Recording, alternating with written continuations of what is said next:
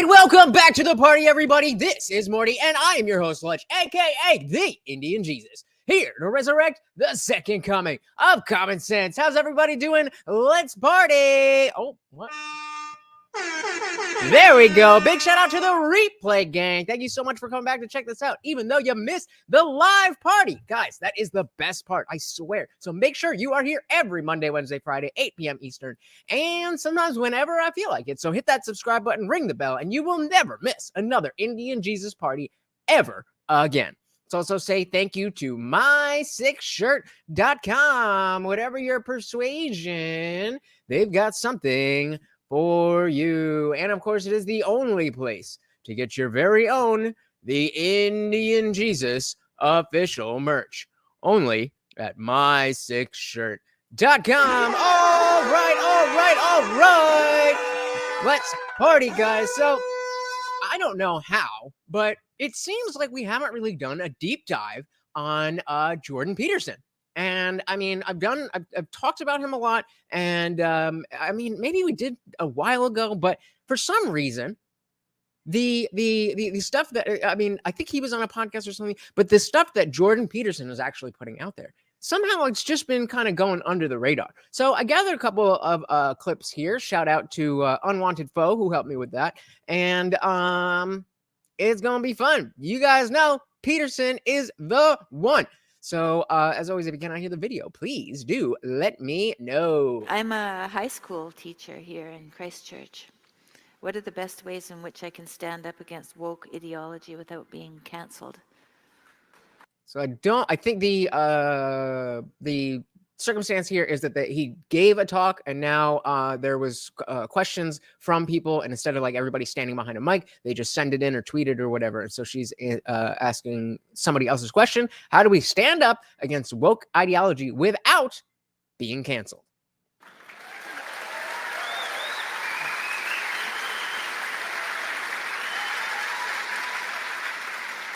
I think it's from him. Yeah.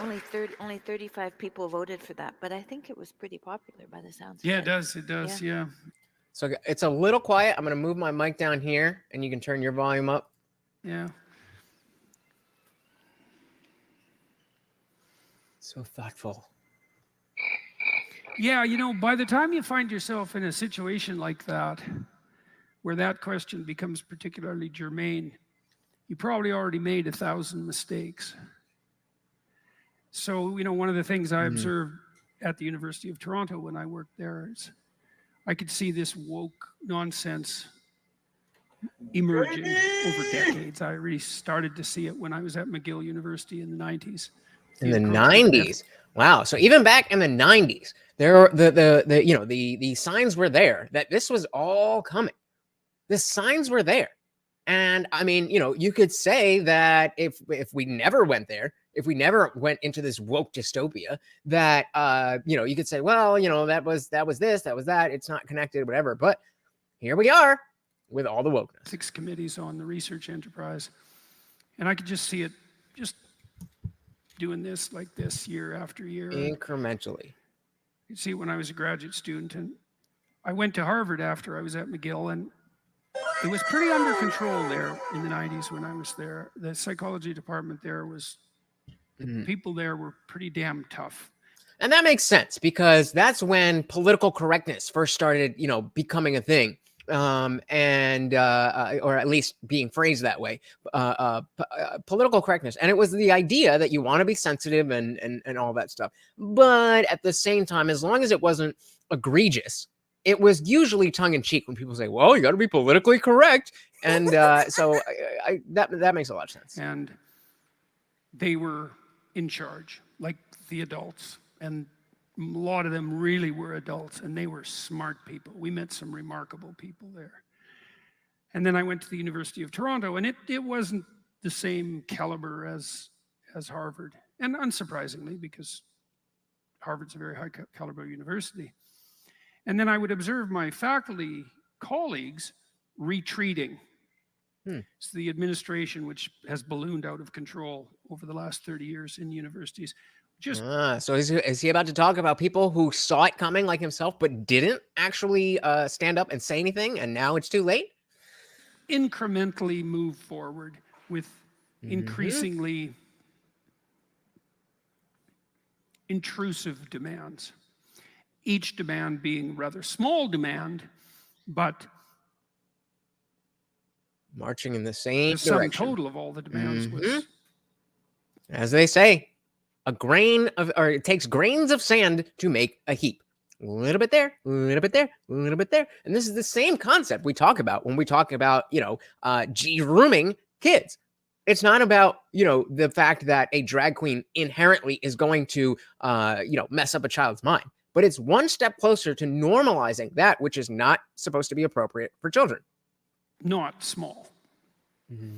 And Hey, we got Unwanted Foe in the building. Welcome, welcome, welcome. Shout out to you for helping me gather all these clips. I have one that you didn't give me, but most of the show is on you. So shout out to you. had Welcome to many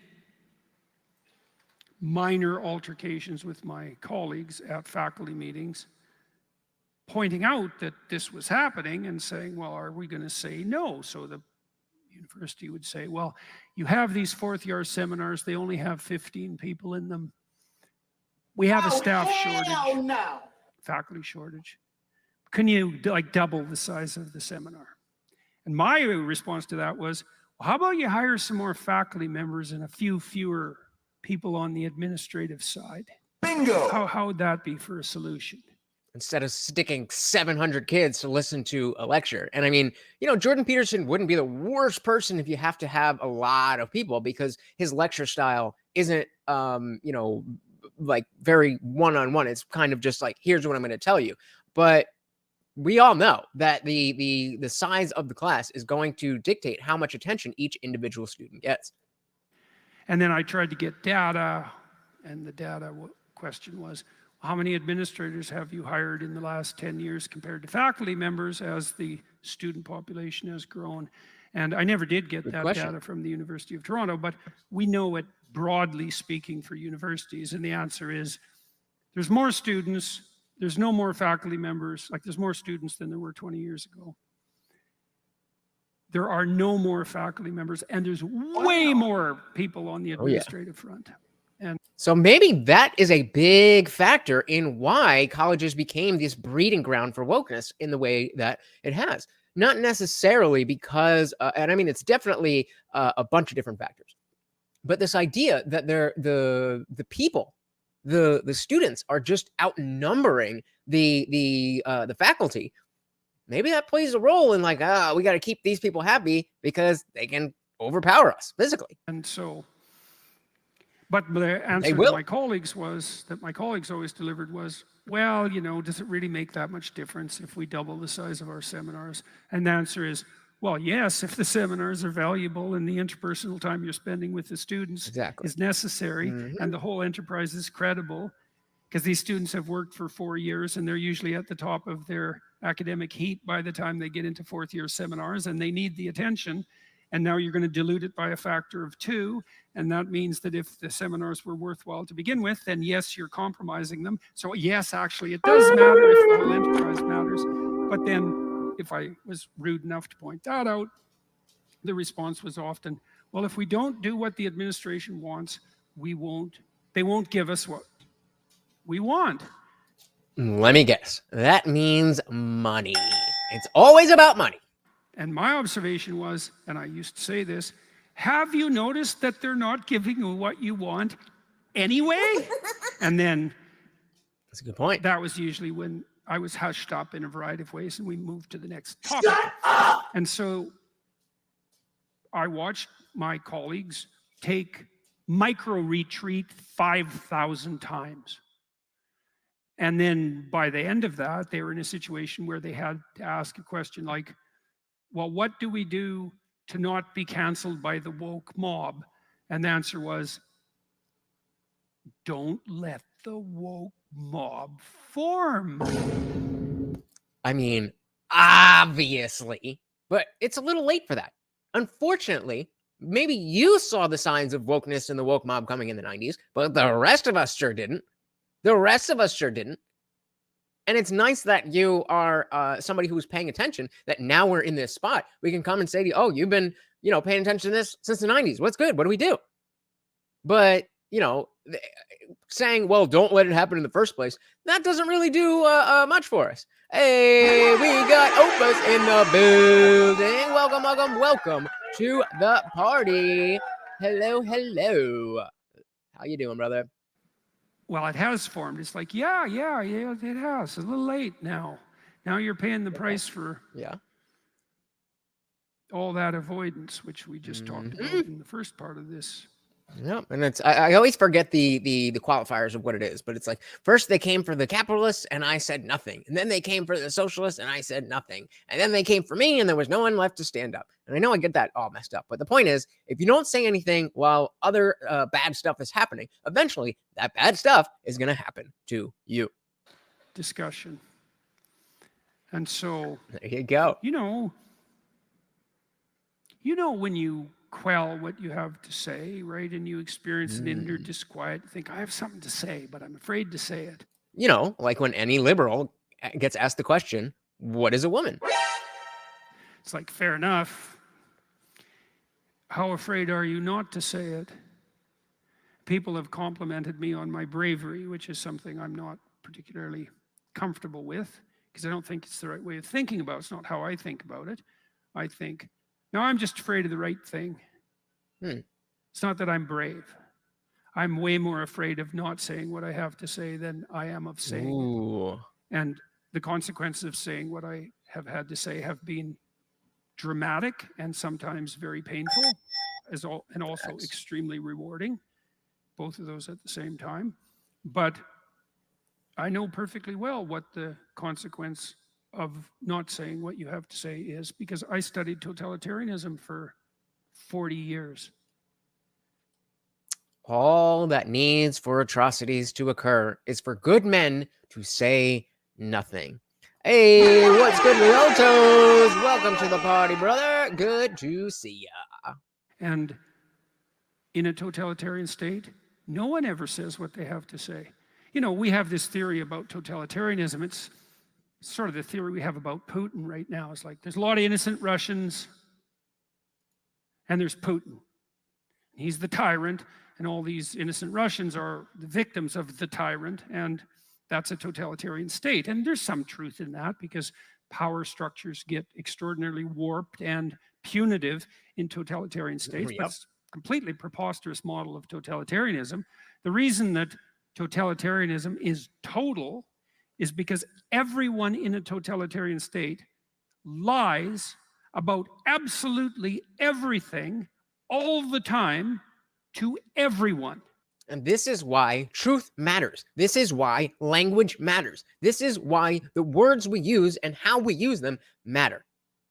Because if you can create a society where, all this lying seems normal and seems like it fits in with the normal discourse, then how are you going to talk about anything? The tyrant happens to save puppies. What?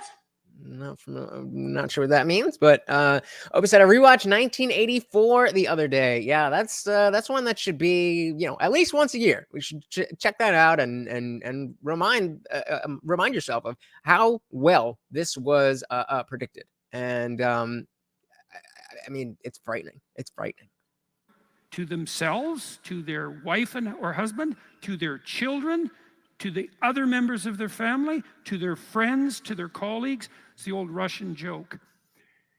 They pretend to pay us and we pretend to work. Yeah, ha ha. Ha ha, till everyone starves. Very funny.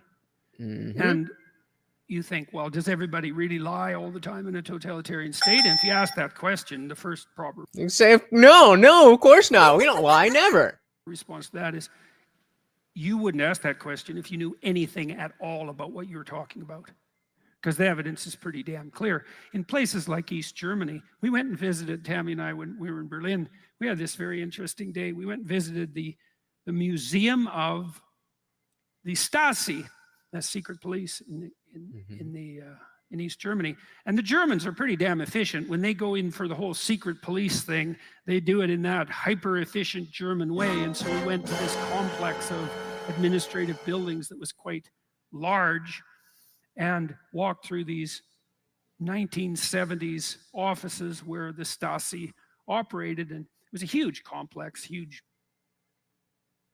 prison-like complex. And it was run by this guy who was a dissident in East Germany when he was 17, who was arrested and put in there for a year, along with his girlfriend, who they tortured in front of him. And now he runs the whole museum. So that was his life. And was there a point to that story? I kind of missed it. Oh, unwanted foe. Thank you so much for the $2 super chat. Of course, you know that means a treat for Morty and makes you the new sponsor of the stream. Thank you so much. That's right. Every single donation comes with a treat for Morty. Thank you, unwanted foe. And this bureaucratic infrastructure, hyper-developed in the Germanic way, was only part of the Stasi network in Eastern Germany. There were huge buildings devoted to the secret police all over Germany. Why? Well, 1/3 of the Eastern Germans were government informers. 1/3. So that means if you had a family of 6 people, 2 of them were informing to the government. And so what did that mean exactly? Well, it meant they listened to everything you said. And then if you ever said anything that would be displeasing to everyone else who was lying 100% of the time, which would really mean anything that was ever true. Does this sound familiar? Does this sound like the world we're living in? Does this sound like the social norms being eroded and that people are starting to lie about normal things, and that it is a weird question to ask, wait, are people really lying about this when we can clearly see? Destiny just put out a tweet that was it was yesterday, I think, and he was like, you anti-vaxxers, you weren't right, okay? There was no mass death, there was no this. I was like, bro, whoa. Let's not strawman things here. Efficacy, transmission, and testing. Those were the things that a lot of people, maybe there was some QAnon people out there doing the, going crazy. But the main reason that most people didn't want the jab was because of those 3 things. And, put them under the same umbrella of the fact that the government and the media were lying to us. But as long as you just go along with the lie, then you're part of the club. Even remotely, then you could be reported for that, and that wouldn't go very well for you, let's say. But also, if you were the person who did the reporting, well, then you'd get a reward. It was very common in the Soviet Union, where there was a terrible shortage of apartments and people were crammed into these small living areas. Because how much space does someone need after all, when there's more important things to be concerned with? And one of the most effective ways to get a new apartment would be just to denounce your neighbor down the hall and get them sent off to the gulag, kicking and screaming at 3 o'clock in the morning in front of their family, stripped naked, so they couldn't struggle to, effectively, and then be rewarded by the government granting you an apartment. That's a lovely basis for social organization. Yep. And it was bad enough when we just had like squatters' rights, especially in like California, where you could just go into somebody's house and now you have certain rights and they can't remove you. I don't really know the particulars, but that mentality of, well, you don't belong here, but whatevs, that has grown into its own ideology itself. That anybody who is doing something that we don't like, it's our fault for creating the circumstances for that. It's not their fault. They don't need to have any personal responsibility. They don't need to have any accountability for what they do. They don't need to care about anybody else. But, we have the Daniel Penny situation. You do have a law-abiding citizen who is actually looking at all the BS going on around us and actually does something about it. And he gets vilified. Of course. And so, totalitarian state is a state that's in the grip of the lie. And so, what that means for each of us is that every time you lie, this is the truth of the matter. Every time you lie, you've just allowed yourself to become possessed by the same tyrannical spirit that's at the core of the totalitarian state. Do we agree with that? Every time you lie, you embody the spirit that's at the core of the totalitarian state? That sounds a little hyperbolic, but I don't know. What do you guys think? And you might think, no, I'm lying. It's like, no, the spirit of the lie is making itself manifest within you. And you are participating in your own possession. That's what's happening. And so I'm way more afraid of that than I am of the consequences of saying what I have to say. True. I'm on to post it. Every time you lie, the next lie is easier to say. That I will definitely agree with. I think, embodying the totalitarian spirit is a little far. I do think that you should try to be honest in every, possible circumstance that you can. But I mean, we are lying about little shit here and there. I don't think that really has anything to do with totalitarianism. It's when you start lying about things that matter. And I mean, that's a whole conversation as to where are we drawing that line?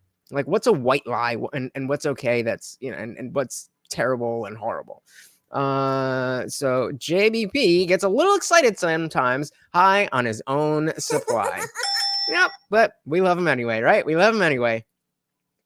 Good message, just a little too much. But hey, I mean, so I guess it's gonna come out Wednesday. Shout out to all of you who are gonna be around for tomorrow. We have a special guest. But on Wednesday, I have a video coming out from Tim Pool. And I kind of just like, yo, what you're saying here is super just doomer. And like, I get what you're saying, and I agree that this thing is bad, but is it that bad? I don't know.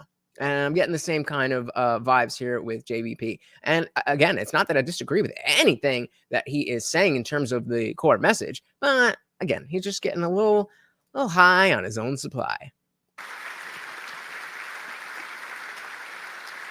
Yeah, I mean, I see him shifting into a direction, and I don't. What do you think it is? What do you think it is? Because I'm having the same feeling, and it just seems like he's getting more rhetorical. Like a lot of the things he says are meant to have some sticking power, rather than just explaining what he is saying. Do you know what I mean? I don't know. What was it for you? Okay, so now we might be practical about it. Let's say, well, now you're a high school teacher and you're in this situation where the woke mob is everywhere, and if you now dare to utter something that's necessarily true, right, because you're so desperate that you can't even retreat now because push has come to shove, and you say the wrong thing and you're going to get taken out. It's like, yeah, you are. And you might say, well, can you withstand that? And I would say, I wouldn't recommend it exactly. I probably know 200 people who've been canceled now. I had a good friend, colleague, very admirable man, who very emotionally stable, very wise person, well situated in his life. And he got canceled pretty decently. And yeah, so we're talking about Tim Pool, and Opus says, yeah, that makes sense. I've been struggling to put to words why I've been losing interest. Yeah, I think if he continues going, whatever direction it is, I think it's turning us both off. If he continues in that direction, it'll become a bit more apparent and maybe a little easier to explain. But I feel like we're on the same page, and it's just a little much. Some of it is just tired of the same thing day in and day out. That's true. I mean, when it comes, that's why I have no desire to be like the next Tim Pool. I have no desire to be, the news guy, because stuff doesn't necessarily change day to day to day to day to day. And so if I talk about what's happening this morning, then by Wednesday, the culture hasn't really changed that much. And so over, a couple months, you're going to get what I think on this, that, and that. And, whenever something comes out, you're like, oh, Lutch probably thinks this about it. Then you go watch the video. It's like, yep, exactly as I thought. And there's no need. And so that's why I like to, look at these broader cultural trends that are, they're playing out, but in a much slower, more gradual, and more importantly, more controllable way than just like, oh, this happened in the news. Oh, this happened, and we should, think this way about it. That's exactly why. Because there's an endless supply of examples of the things that we talk about, and it's a matter of getting people to understand that it is real and that it is really happening, all that kind of stuff. So no, I will not be starting to wear a beanie, at least not on stream. I love my beanie. I'll wear that from like September to like May. I mean, I love my beanie, but not on cam. Gotta go with the branding. It broke him enough, so he was in a psychiatric ward for I'm talking about being canceled. like 3 weeks. Damn. And so that 3 weeks in the psychiatric ward for getting canceled? What? That seems a little extreme. that's pretty much what's coming your way if you get canceled. I don't think I've ever seen anyone who was canceled who didn't respond to it about the same way that people respond to a near fatal illness. Now, there are some exceptions, very few. Christ! Douglas Murray is an exception. You know about Douglas Murray, perhaps. Shout out to Douglas Murray. He's got the spine for a fight. And so when the mob comes for him, his attitude generally is, just bring it on, you pricks. Oba says, JFC, people who have to be institutionalized because Twitter canceled them. Yup. And that's what, I mean, obviously, I've never been in the position to even know what it's like to have enough attention that I would know what it was like for that attention to be taken away. But come on, people. I can imagine that it's not funny. I imagine that it's not fun at all.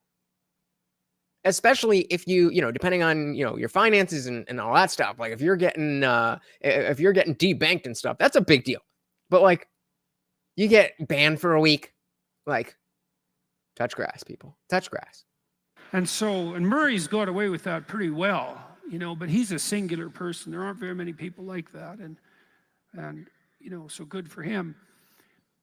Back to this problem. So now you're in a situation where if you have been driven by desperation to finally understand that you have to say what you have to say or pay the spiritual consequences. And it does take getting you, over and over situations to be like, because if it's just one thing that happened with the woke mob and you were never affected by it again, you just brush it off, whatever. But it's over and over again. And so you get to this breaking point. And that's when you have a question for Jordan Peterson. How do I stand up against the woke mob without getting canceled? And he's still answering that same question. Let's say, but now it's gone too far because there's been 3,000 micro retreats. You're going to face something like cancellation, which is justice at the hands of a vengeful mob. No. Let's say it's going to be pretty damn brutal. And it isn't necessarily even obvious that you'll survive. So that's a pretty rough choice. Again, what are we talking about? You're not going to survive getting canceled? What? Come on, bro. Now, I dealt with people who were in that sort of situation in my clinical practice because they were people who'd been cornered by ideologically possessed bullies at work and tortured beyond their ability to tolerate it and needed to figure out how to free themselves. I wonder if him being in, clinical psychology and dealing with people who are so desperate for this type of help, I wonder if that colors and skews his perception on how people deal with just life in general. I would imagine that he has a pretty good idea, but that's got to color your experience, right? It's got to do something to how you expect people are going to react, and that's maybe why he's being so dramatic here. I don't know. And that usually took like a year of strategizing. Eh. And so the first thing you got to ask yourself is, well, is your CV or your resume in order? If you get fired, could you find another job? Yup. If you get fired so hard that you can't find a new job in your profession, which is what happens if you're really effectively canceled, do you have the wherewithal and the resources to find gainful employment somewhere else? Because you might be in a situation where you think, well, I can't say what I have to say because I have a All right, well, we got Andrew McMaster in the building, but he is leaving, so thanks for stopping by. family that's dependent on me. And that's a real concern. You can't just say, well, shoot off your mouth anyways. It's like, well, you got people depending on you. If you now casually utter a truth and you're fired, well, maybe you've been successful in some trivial regard in relationship to standing up to the woke mob, but what Now you're about your broke. wife or your husband and Exactly. your kids? You can't just put all that aside. So And that really kind of underlines how important it is for, the idea that we should have prevented the woke mob from forming in the first place. I'm not saying that that isn't true.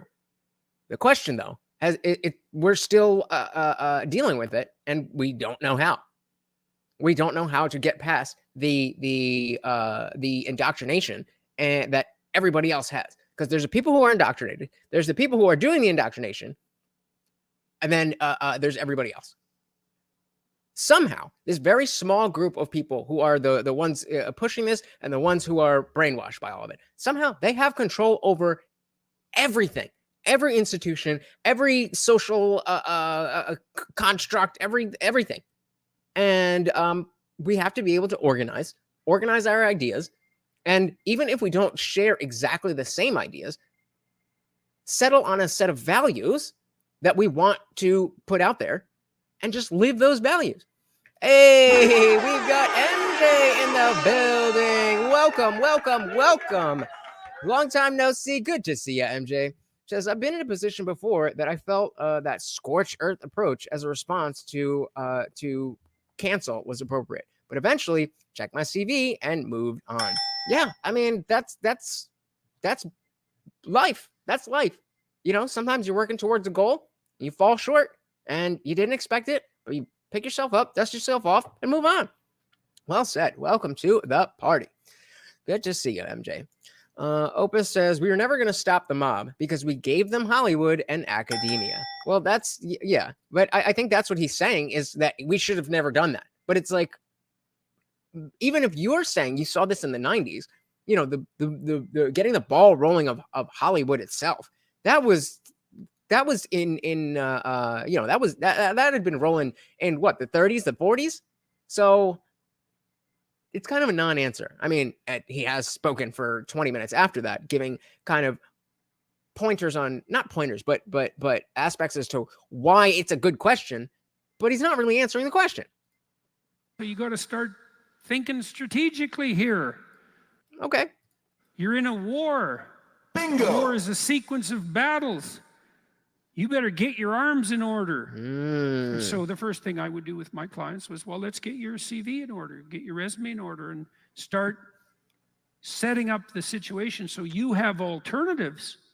And that has nothing to do with wokeness or anything. That's just good advice for life. You should have different avenues that if something goes wrong, you can do something else. That's pretty good general advice. When I got mobbed first, when I objected to Canada's compelled speech C16. legislation, my job as a university professor was seriously threatened. I got 2 letters from the human resources people, and I know how human resources people work. They send you a letter and tell you to stop, and that's letter number 1, and then they send you another letter and tell you to stop, and that's letter number 2, and then they send you letter number 3. Then they've documented your misbehavior sufficiently and given you fair warning, and then they fire you. It's just a procedure. I'd seen this happen many times. This is kind of similar to exactly what Andrew Tate was talking about with PBD, where, and actually he's said it before too, about how the first step is they cancel you, just like for a week or a month or whatever it is. Then they completely cancel you and wipe you off the platforms. Then they arrest you, and the last step is ending you. Exactly what was going on, and they got to 2 letters with me, and 3 strikes, you're out, baby. at the same time, for similar reasons, not precisely the same, but similar, my clinical practice was threatened. So I had 3 jobs. I was a university professor, I had a Humble clinical brag. practice, and I had a personal business. And so I wasn't that easy to take out, because you had to take me out 3 ways to be successful, because I could have used any of those to keep myself going. Well, there you go. That's the first actionable advice, is to make sure that whatever you're doing is it's not just about the options, but have multiple streams of income and paths to success in motion at the same time. So don't just be doing one thing. None of this is financial advice, but don't just be doing one thing and throw yourself into put all your eggs in one basket. Obviously, like if you're new at a job, you got to work on it, but you want to set that up so that by the time you're doing that, and that's good, now you can start on this thing and grow that thing. Then you can try this and grow that thing. And if they try to take you out over here, you still got these 2, and all that good stuff. But 2 of them got blown out of the water. Now the third actually boomed as a consequence, so that was kind of nice. So yeah, well, but I had set myself up. There you go. I'd set myself up so that I had options. And you can ask yourself this, because this is the question here, is a specific exemplar of a more generic question, which is, how do you not put yourself at the mercy of tyrannical forces? Because maybe you have a job, and your boss is a tyrant, because that happens, a narcissistic, psychopathic, exploitative tyrant. No comment. And you're not rewarded when you do your job properly. Maybe you're even punished, and you're subject to all sorts of arbitrary and intrusive behavior, and you feel trapped. This happens to people all the time. And what do you do about that? It's like, well, you do what you can to think through the problem strategically and provide yourself with options. And you can't negotiate with someone unless you can say no to them, and you can't say no to them unless you have options. And so what I would do with my clients to begin with is like, okay, well, let's take a serious look at your situation and pull back and think, look, what are the options? It's going to take a year to sort this out, because you got to get yourself ready. And this is okay. So this is kind of a sneak preview at what tomorrow's guest conversation is going to be like, because we are both dog trainers. So this is where we're going to be able to use our expertise and look at the problems that we were trained for with dogs, and then be able to take a step back and see, oh, if you're trying to solve a problem in your own human life, you want to approach it the same way. Obviously, you're not going to do the same things, but I got you, brother. I got you. That's what I'm here for. It's not about just doing the exact same thing, but if you understand that, okay, we're here right now, and we need to get to here. So instead of worrying about how do I get from here to here, all I should worry about is how to get from here to here, then here to here, then here, and so on and so on and so forth. And it's that's just one small example, but a lot of things there really carry over. MJ says, so back in the 90s, there was no discussion at all in either news or magazines, as there was no social media like now. There was no career-ending concerns like today, at least in my humble opinion. Yeah, if you're not a celebrity, you pretty much, there was no cancellation. You were good. Now, you might get fired, but you just go down the block and they have no idea who you are. Hey, we got Mike in the building. What is good? Welcome, brother. Said after Jordan Peterson got fired, it made him a multi-millionaire.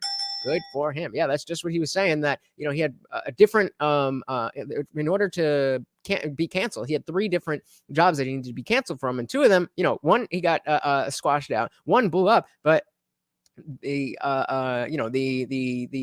position of him being a thought leader and now working at the Daily Wire. Hey, I mean, some of you are out there saying everything happens for a reason, and maybe maybe in this case, it's true. Welcome to the party, brother. Is your resume in order? Well, generally the answer to that from people is no, and people are embarrassed about their resumes. It has holes and gaps, and you know, it's a record of their failures as well as their successes, and they probably haven't updated it in 5 years, and they're embarrassed to look at the damn thing to begin with, because then they have to face all their avoidance and failure across their life. Yep. Yeah, I was saying people dogging on the Daily Wire, but I bet Peterson doesn't regret joining the Daily Wire for 1 second. He's insulated now. He's insulated. Now there might be, you know, as we saw with the Crowder thing, there may or may not be situations where if he gets demonetized and he's not getting the same amount of money or whatever, but he's not going to lose his job for saying things that he has been saying, that he has been getting in trouble for, and he did get canceled for, and it did ruin his life, and he did get addicted to drugs and all of this stuff. Now he's behind it's not just a paywall, it's a safety wall. So they have institutional power, and that is something. Bingo. True. They're not confident in putting that forward, and so they hide it. They hide it in the filing system in their computer and never look at it. And so the first thing was, well, bring me your bloody resume. And often people wouldn't do that for like 3 weeks because they were so too afraid. And then the task would be, just go onto your computer, find the folder with your resume in it, open it up and look at your resume. Don't fix it, don't adjust it, just gaze at it. And so again, bring it back to how I interpret this. Then this is exactly how you train a dog. This is exactly how you get a dog to, you know, right now I have a client and the dog is having trouble understanding the concept of stay. And they're so food motivated, you know, they'll do whatever. But you get them into a sitting position and you try to back up a little bit and she just follows you. And so usually a couple times you give them the as soon as they move and they get, oh, okay, I'm not supposed to move. But, you know, this dog is just, it's not clicking. So instead of focusing on the goal of getting her to sit in the spot while I move backwards, then we shorten the goal or smallen. What's the word for making something smaller? We shrink the parameters of what we're trying to do. So then I would just get her to sit for an extended period of time for 10, 20, 30 seconds. So now you're doing the thing. I'm just not having the, there you go, reduce. Thank you, MJ. Thank you. You know, my brain farts are plenty and smelly. But this is exactly what he's talking about. That's exactly what he's talking about. So if it's, you know, such a huge thing to focus on fixing and updating your resume, then pick an easier goal. Just open it and look at it. And this is exactly the type of thing that I need to do in my daily life all the time, is break big goals down into little goals, because I get overwhelmed. I think we all do, but it's the ability to break things down that allows us to deal with that.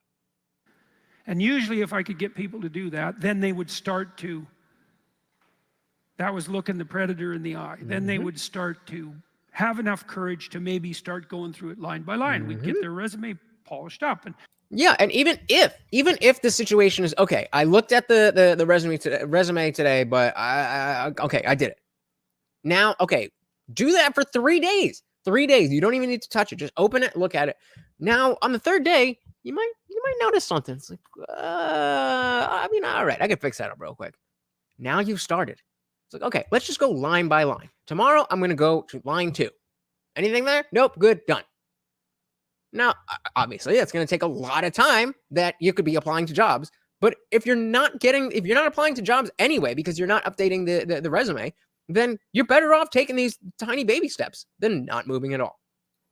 Polished up didn't mean falsified. It meant I'd look at it and think, look, well, how are you going to justify this gap in your employment? How are you going to justify this gap in your employment history? You can always say that you were taking care of an elderly family member. Oh, I was out of work because I was taking care of my great aunt, whatever. And I just couldn't work, man. If you're called on it. And if the answer was the person didn't know how to justify it, then we had to figure out what they might have to do to fix it so that they had a coherent story.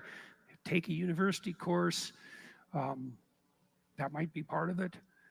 Then at least you can tell the person, if they point to a hole in your education, says, well, I know that hole's there, and here's the steps I'm taking to rectify it. Mm-hmm. So we have our poll here. Is Jordan Peterson a good? Oh, I mixed the letters up, but I assume you guys figured out what I meant. Is Jordan B. Peterson a good Christian? And 58% of you said no. I would love to know why you think he is or is not a good Christian. Let me know in the chat, guys. And replay gang, let me know in the comments below. Do you think that Jordan Peterson is a good Christian? Pretty good. That's the sort of response that would fill an employer with confidence if they had any sense. And so, and then then people would be worried. They say, well, I can't handle the rejection, you know, because you send out 50 resumes and you're bloody fortunate if you get one interview out of that. That's about the right ratio, generally speaking. And so that's a good thing just to know. That's baseline. Doesn't mean you're a failure. It means that most job postings are fictitious. Facts. Right? Because that's a big thing. That's a whole other conversation. But Joshua Fluke, we've done a couple videos on him before. He did this video about how there is an epidemic of just fake listings where I forget why, you know, I'm so far removed from the corporate world, but that's a real thing that they will companies will just post jobs because it has something to do with, their outreach or something like that. So if you apply for a job and you don't get it, especially if they never hit you back, just assume the job never existed. Jobs are posted that have already been filled, but they have to post them for legal reasons. Yeah. And jobs are posted because a company wants to keep a steady flow of resumes coming in case they do need someone, and on. And then, you know, even if you do happen to have the qualifications, there's probably 10 other people that also have the qualifications, and you're... Yep. So in relation to the poll, Omis said, I voted yes, because as someone who is raised Catholic, I know being a good Christian doesn't mean being a perfect person. Okay, fair enough. I like that. And I'm not a Christian, so I'm not in the position to say, I can have my opinion, but I'm more interested in what you guys think. Your resume has to align with the judgment of the person making the decision that day. It's pretty unlikely. And so you're going to get rejected like 99% of the time. And so you need to know that. Maybe you'll get one interview for 50 job submissions, and don't take it personally. And so I would prepare people for that. And then, they say, well, I just can't tolerate the idea of sending out 100 resumes. Say, well, then send out 5 a day, or 10 a day, or 1 a day, whatever you think you can manage. And then they'd say, well, I'm not very good in interviews. So I go, okay, well, that's another complicating problem. Yeah, see, when I force you guys to pick one, then, you kind of have to go with your gut. What are you feeling? I don't really know, but I'm going to go with no. Thank you. So then we'd practice interviews. Just curious. I'd grill them about their lives. So let's do this. He's kind of going through, a bunch of different stuff here. Let's move over to his thoughts on Andrew Tate. So I'm pretty sure this is from the same thingamajigger. The same speech, or at least the same tour, because this is the same woman. Mike says, I've listened to Jordan Peterson for years. He's not a Christian, and I don't think he would say he is one either. What? Really? I thought he was pretty strong about pushing Christianity, and at least not to convert people, but to show why. I mean, he talks about the Bible endlessly. Huh. Interesting. Opinions on Andrew Tate and the masculine movement happening in young men across the globe. There we go. Well, it's a good thing I didn't cover the Tristan one. Well, I really haven't said anything about Andrew Tate, and I probably won't tonight. But he will. I'll make a few comments about the Andrew Tate phenomenon. I would say is that the mystery is, there is a mystery in relationship to Andrew Tate, and the mystery is, why is he so popular? And I think part of the reason he's So before we get to that, yeah, MJ is saying, I thought Jordan Peterson said that he acts as if there was a God. And so, I mean, I've heard him say that too. And, you know, that's why the question of, is he a good Christian? It's subjective, depending on what you think a good Christian is. But I wonder if it even matters. Amon Foe said, yes, he's taken the time to try and help others improve their lives, but without coercing them in any manner. Yeah, I never said that he was, you know, necessarily, I guess I did say he was pushing, right? So maybe not pushing, but certainly encouraging a Christian lifestyle. That's what I thought. But all right, let's see what he's got here. So he's saying the why was Tate such and the mystery is, why is he so popular? Why is he so popular? I think part of the reason he's so popular is because he doesn't easily bend a knee, so to speak, you know, and Facts. It isn't obvious to me that he doesn't bend a knee because of his stellar moral character, but because I'm not particularly, what would you say, impressed by what he's done on the sex business front. It seems to be a bit on the pimpy side, let's say. So that's interesting, because that there's so much conflation, and I mean, even in the analogies, you know, to be red pilled, you could be talking about Jordan Peterson, Daily Wire, Ben Shapiro type stuff, or you could be talking about you know, Andrew Tate, manosphere type stuff. It's very interesting to see that it's not haram, it's haram. Like he's Muslim, so he's saying that's haram. Haram. It's haram. Like it's not good. It's not what's the, I don't know what the version, but haram. Like, oh, that's haram. Anyway, but we can see that there is a very big difference between like the tradcon lifestyle and the high value man lifestyle. And it's interesting. I didn't expect him to come so directly straight for him, but interesting. And I'm not a great admirer of pimps. So wait, even if they're the electronic version. And and so, you know, but I don't know that much about the details of his life. And apart from that, you know, rather casual diagnosis, I'm going to leave it alone.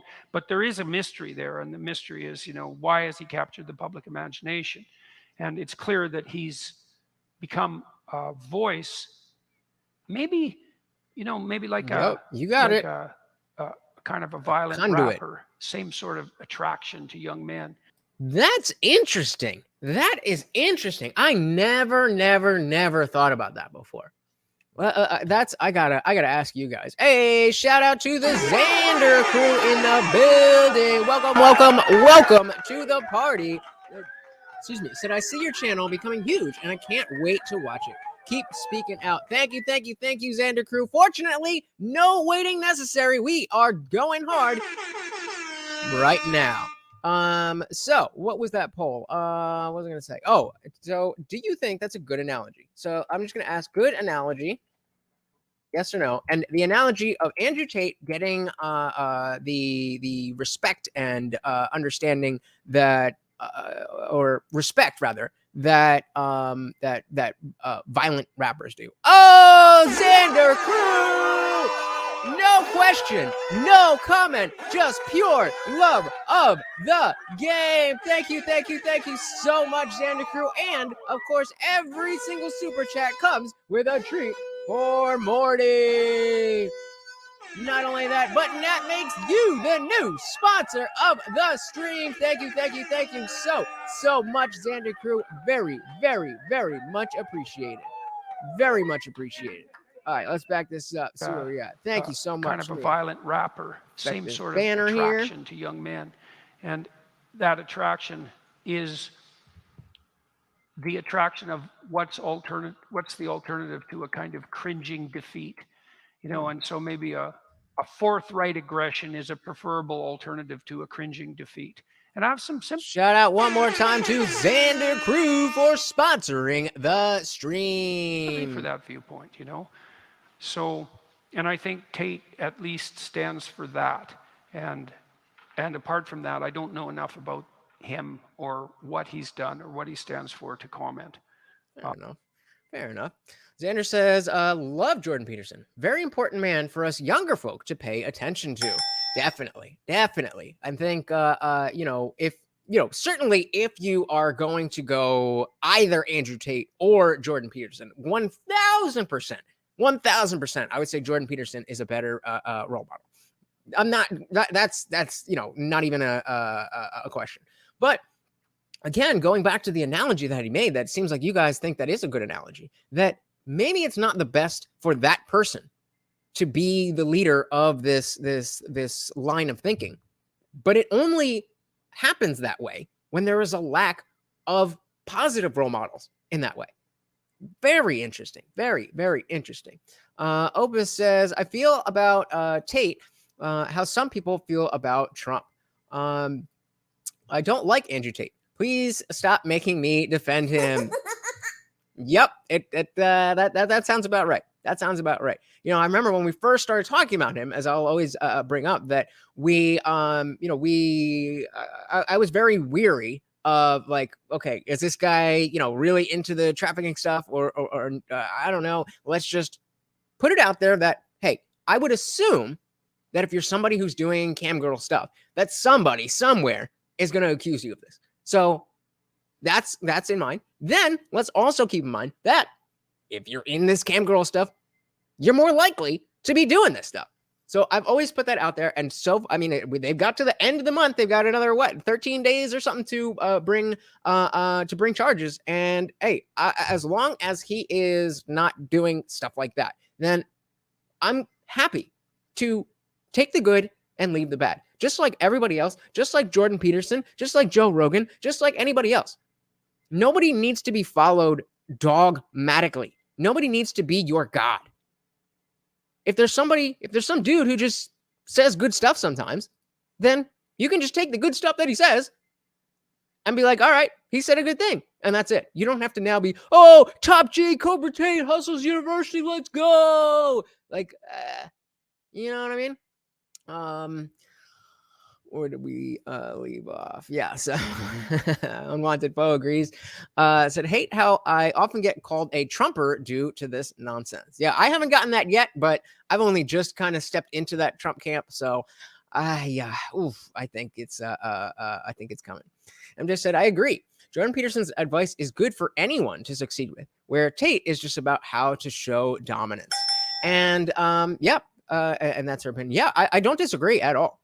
Now, I don't think that dominance is necessarily a bad thing. I think you should be dominant in your, the way that you carry yourself. You should be dominant in work. You should be dominant in whatever your life goals are. But so I don't know if I would necessarily put it in that way, but I definitely agree with you. That is 100% a valid opinion. Xander says, yes, blind allegiance is a huge problem. That is something I talk about all the time. That both sides of the aisle have exactly. Both sides, they have their dogmatic beliefs. On the one side, people will believe that there's a man in the sky who listens to your prayers and does this. And then on the other side, people will think that you can transform from a male into a female. Neither of those things are true. Maybe the God thing, but as for right now, we don't have the sufficient evidence to say so. But so in both cases, don't make that your whole identity, because we don't know that that's true, or we know that it's not true. So it's okay to criticize your own side. Necessary, actually. Exactly. MJ agrees. But we can't get stuck having to back someone that has traits or actions or history we don't align with. See, I disagree there. I disagree. When it comes to, specifically when it comes to politics, you're not going to get any nice people in politics. You're not going to get anybody who, hasn't done horrible things. That's how you get to be the president. So when we're talking about, just any politician, I don't need them to be a nice, good person. I don't necessarily want a role model or need a role model. I mean, a role model in office, any office would be good, but I don't necessarily need that. What I need is somebody who's good at their job and is going to represent me. But the point about what are you saying here? The point about stuck having to back someone. And this is the difference of what I was saying before about, just taking the good and leaving the bad. You don't have to back anybody. You can say, I don't know what this guy is into. There's some weird stuff going on with Romania and whatever. I don't know. But he said X, Y, and Z, and I agree with X, Y, and Z, and it ends right there. I'm not backing anybody. I'm not on anybody's team. I'm me. I have my opinions, and my opinion is that this dude who may or may not be a sex trafficker had said some things that I agree with.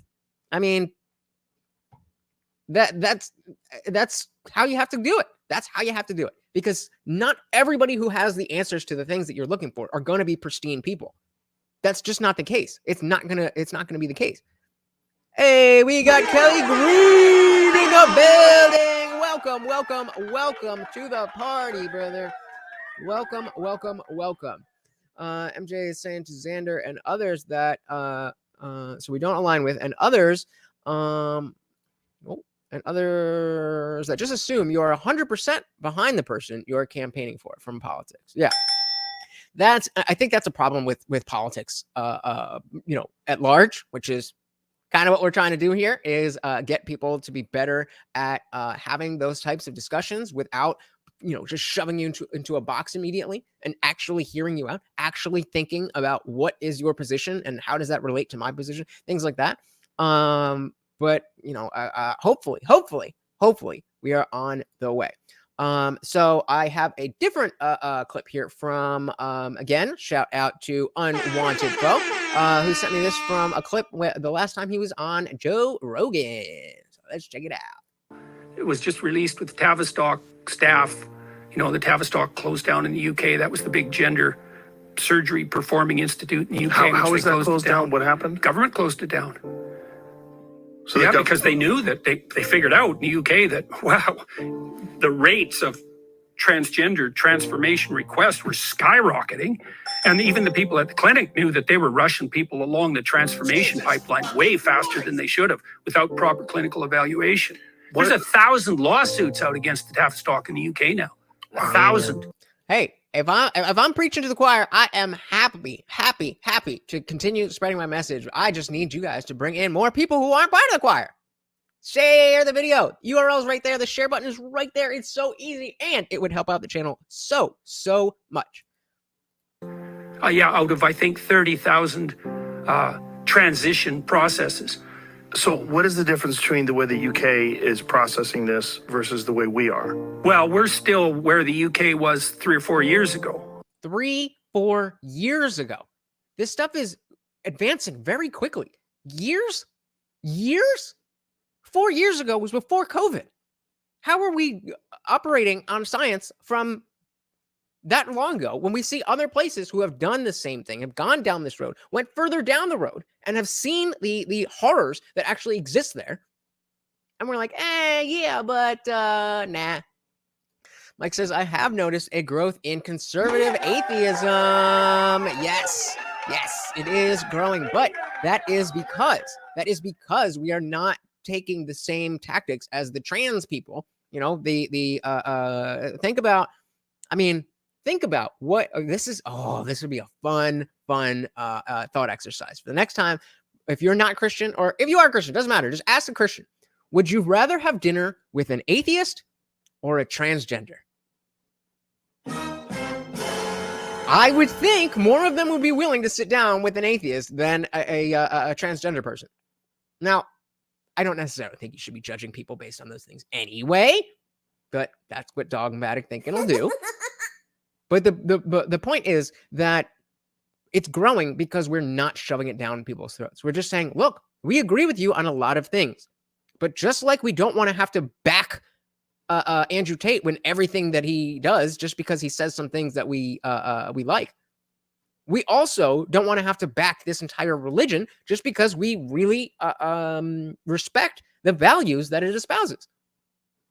You don't have to throw the baby out with the bathwater. You can take the good and leave the bad. And as long as we continue doing that, and we show other people that, hey, we're actually, we are, quote, part of the club, even though we don't have this particular belief, then people are going to, people are going to start seeing that, an atheist isn't just the militant atheist. Oh, your God sucks.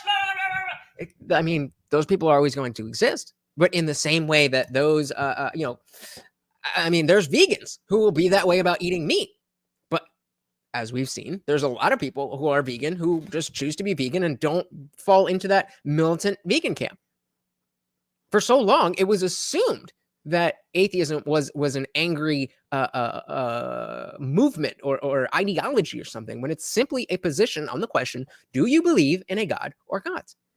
And if you cannot say yes, then you're an atheist. MJ said, that depends. How abrasive is their personality? Well, that's the point. You don't know. You don't know. So I assume you're talking about the transgender person versus the atheist. But that's my point, is that they don't know anything else about the person except that this person's transgender and this person's atheist. I don't know. I think that would be a good one. Ask on Sunday when you go to church, because I know all you Christians definitely go to church every single Sunday. When you go to church, ask the people in the pews what would they rather do. Xander Cruz says America is the main country that must fall so the global elite can succeed. Other countries turning against the trans insanity doesn't matter as long as America keeps it. They can use it against us. Oof. That's true. That is true. They will continue to use this until we rebel against the people against the constant change to reality that the elite is attempting. Bingo! I completely agree. And that is exactly what we're trying to muster up here. The notion that it's not enough to have the right ideas in your head. It's not enough. You have to also, behave in a way that is in line with those values. And it's gotten to the point where you do actually have to espouse those values to other people, not because you are so right about everything, but because there's other people out there who do think they know everything, who do act like they know everything, and are pushing things that are completely incorrect, or at least very not in line with what we want for society. Those people are out there. And so again, as Mike was talking about, there is a growth in conservative atheism. And that's because there's that side that, I hate talking about the sides and the tribes and stuff, but I didn't make it that way. It's showing that, and I think when it comes to the, I'm just how hungry am I? Oh, you're starving. You haven't eaten in 3 days, and you have to have dinner with either an atheist or a transgender person. I'm kind of offended because I'm an atheist and you wouldn't choose me. How dare you? But we'll put that aside. Now, don't forget the Seventh-day Advent. Yep. They can be interesting. Well, but again, I'm not sure how they would answer that question. Report back to me, guys. Report back to me. I'm going to put out a poll I'll put a community post on Sunday. Make sure you subscribe. I'll put out a community post, and I want to hear what the answers that you guys have got. I'm putting my trust in you. I show up every Monday, Wednesday, Friday. I put out a video every single day. All I'm asking is that you ask at least 2 people in your church, who would they rather have dinner with? They know nothing else, but it's either an atheist or a transgender person. Xander said, I'd choose the atheist every day because at least it's a human being trying with all their might to make sense of the crazy world that we live in. Bingo! Spot on, brother. Spot on. Now, don't get me wrong. There is certainly plenty of atheists who I wouldn't want to have dinner with. There are certainly many transgender people, which I would prefer to have dinner with them than a lot of atheists. That's not the point. As MJ originally said, it depends. How abrasive is their personality? But the point is, it's a better signifier that you're gonna deal with somebody who maybe you don't agree with, but is normal or has normal ideas about the world if you're going with the atheist. Oh, thank you. Now you're sucking up because you forgot about me. I don't think I'm gonna forget that. Xander said, just because they haven't reached spirituality in their study doesn't mean they aren't at least trying to understand the world we are in.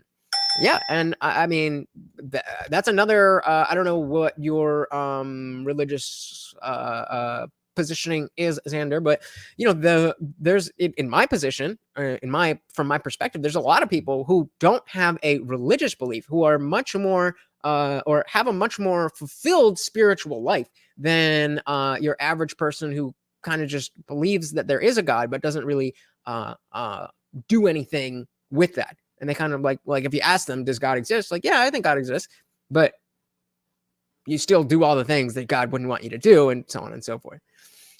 Mike says the Bud Light boycott is giving me hope that we can make a change. Oh, we already did, baby. Target is next. I just had to go. I love Target because they just have the perfect collection, all the stuff that I need, and a lot of stuff that I don't, but I still want. I mean, you guys know Target. We all know Target, but I drove the extra 10 minutes out of my way to go to Walmart because this is how we make a change. And are we going to take down Anheuser-Busch? Of course not. Are we going to take down Target? Of course not. The point is to show that, hey, we are here. And you can't just put out this wokeness and shove it down our throats without accountability anymore.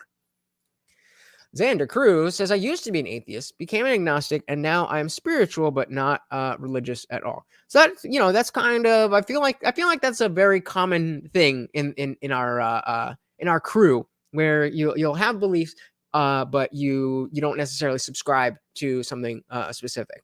I feel like we're kind of, a lot of us are like right on the edge of being like full bore, you know, like I'm an atheist, but I have a very high respect for Christian values. And then there's a lot of people like yourself who you're not religious, but you have that spiritual fulfillment.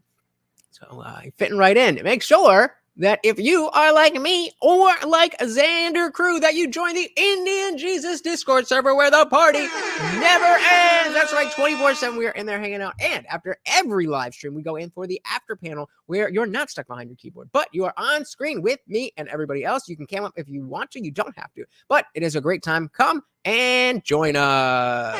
We haven't woken up to the fact that, you know, all hell's going to break loose on this front with people like Chloe Cole, you know, launching lawsuits. That's the only thing that's ever going to stop this. Lawsuits, absolutely. Yeah. Or jail sentences. So, like, it's absolutely appalling. This is part of the reason that I felt like I've been at war for like 6 months. It's so crazy that what you're saying here. Ooh, I like this one. Xander says, I like to see the lies and truth in all religions. That's a powerful statement. That's a powerful statement because there is a lot of truth and I mean, I don't know all religions, but there's a reason that religion is a thing. There's a reason that most religions have very similar core tenets, because there is certainly something, probably. We just don't know what it is. And so we can use religious texts and religious stuffs to get a better understanding of that which we don't have a scientific understanding of. But every religion that I've ever come across has seen, you know, the light, and they have all the answers, and it just goes too far. So I see the value in all, as well as the deception of all. Well said, brother. Man, I'm glad you're here at this party, Xander. Although it's... Here, let me back this up a little bit.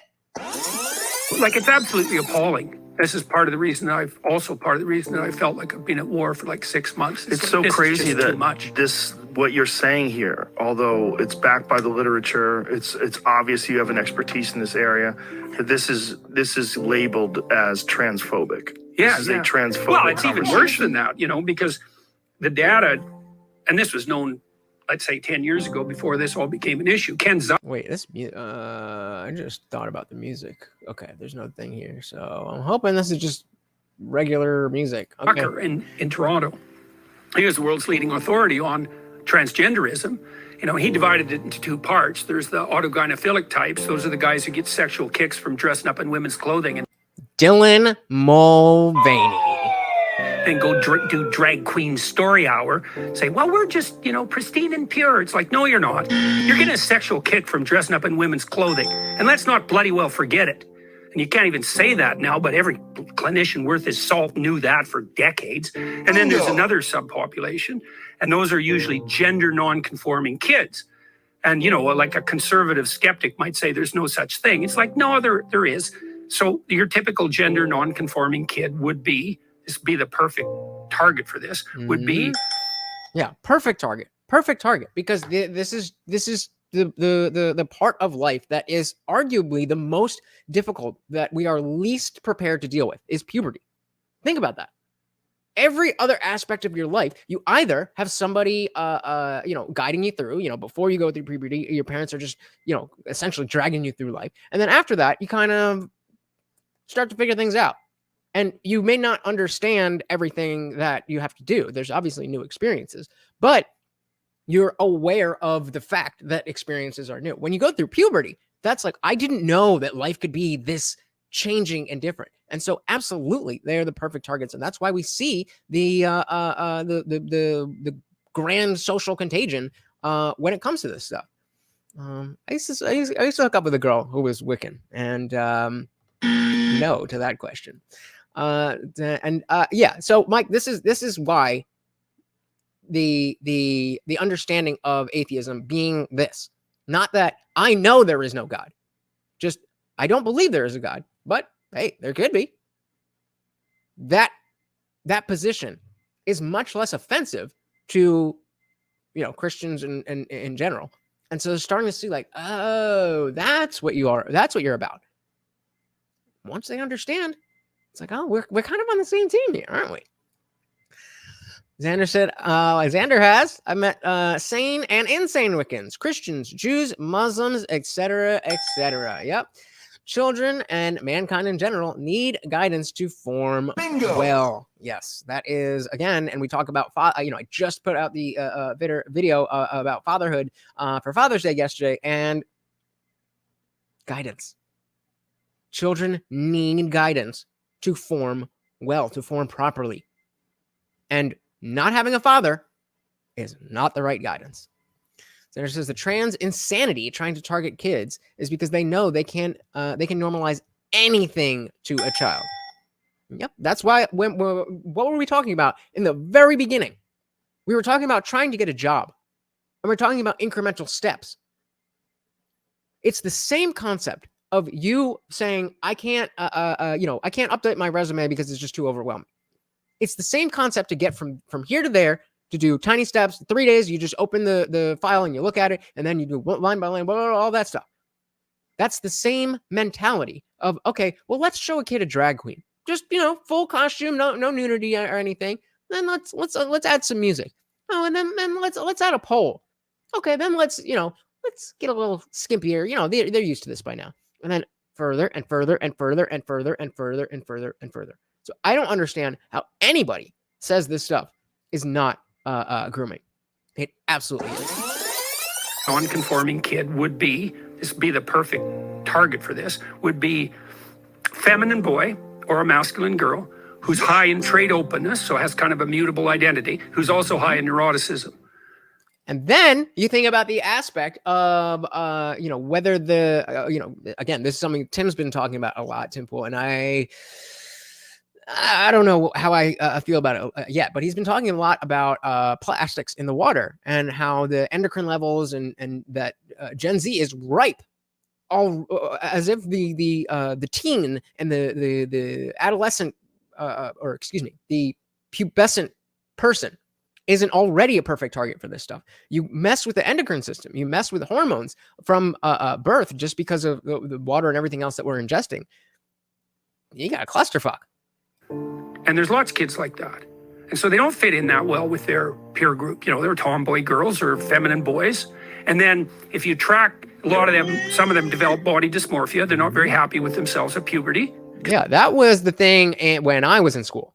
I graduated high school in 2008. So when I was in school, the people who you see now going through this trans stuff, they were the same ones who randomly just developed an eating disorder. It wasn't that their disorder was fake. It wasn't that the disorder was not real. It's just that it was influenced because they saw other people doing it. And this is a way to get attention. This is a way to feel better about myself. This is a way to control things. That's probably the biggest one, controlling things. You're used to having your life a certain way. You wake up, you go to school, you do this, you do your homework, you go play with your friends, you watch your favorite show, and you go to bed. That's your life. Then you're starting to get old. Things are changing. You're not as comfortable with it. And, you know, again, we've all been through puberty. It wasn't fun for anybody. And now you have a way to take back a little bit of control. I would say that's probably the whatever social contagion is the trend of the generation. That's what it is. It's about control. Because they don't fit in.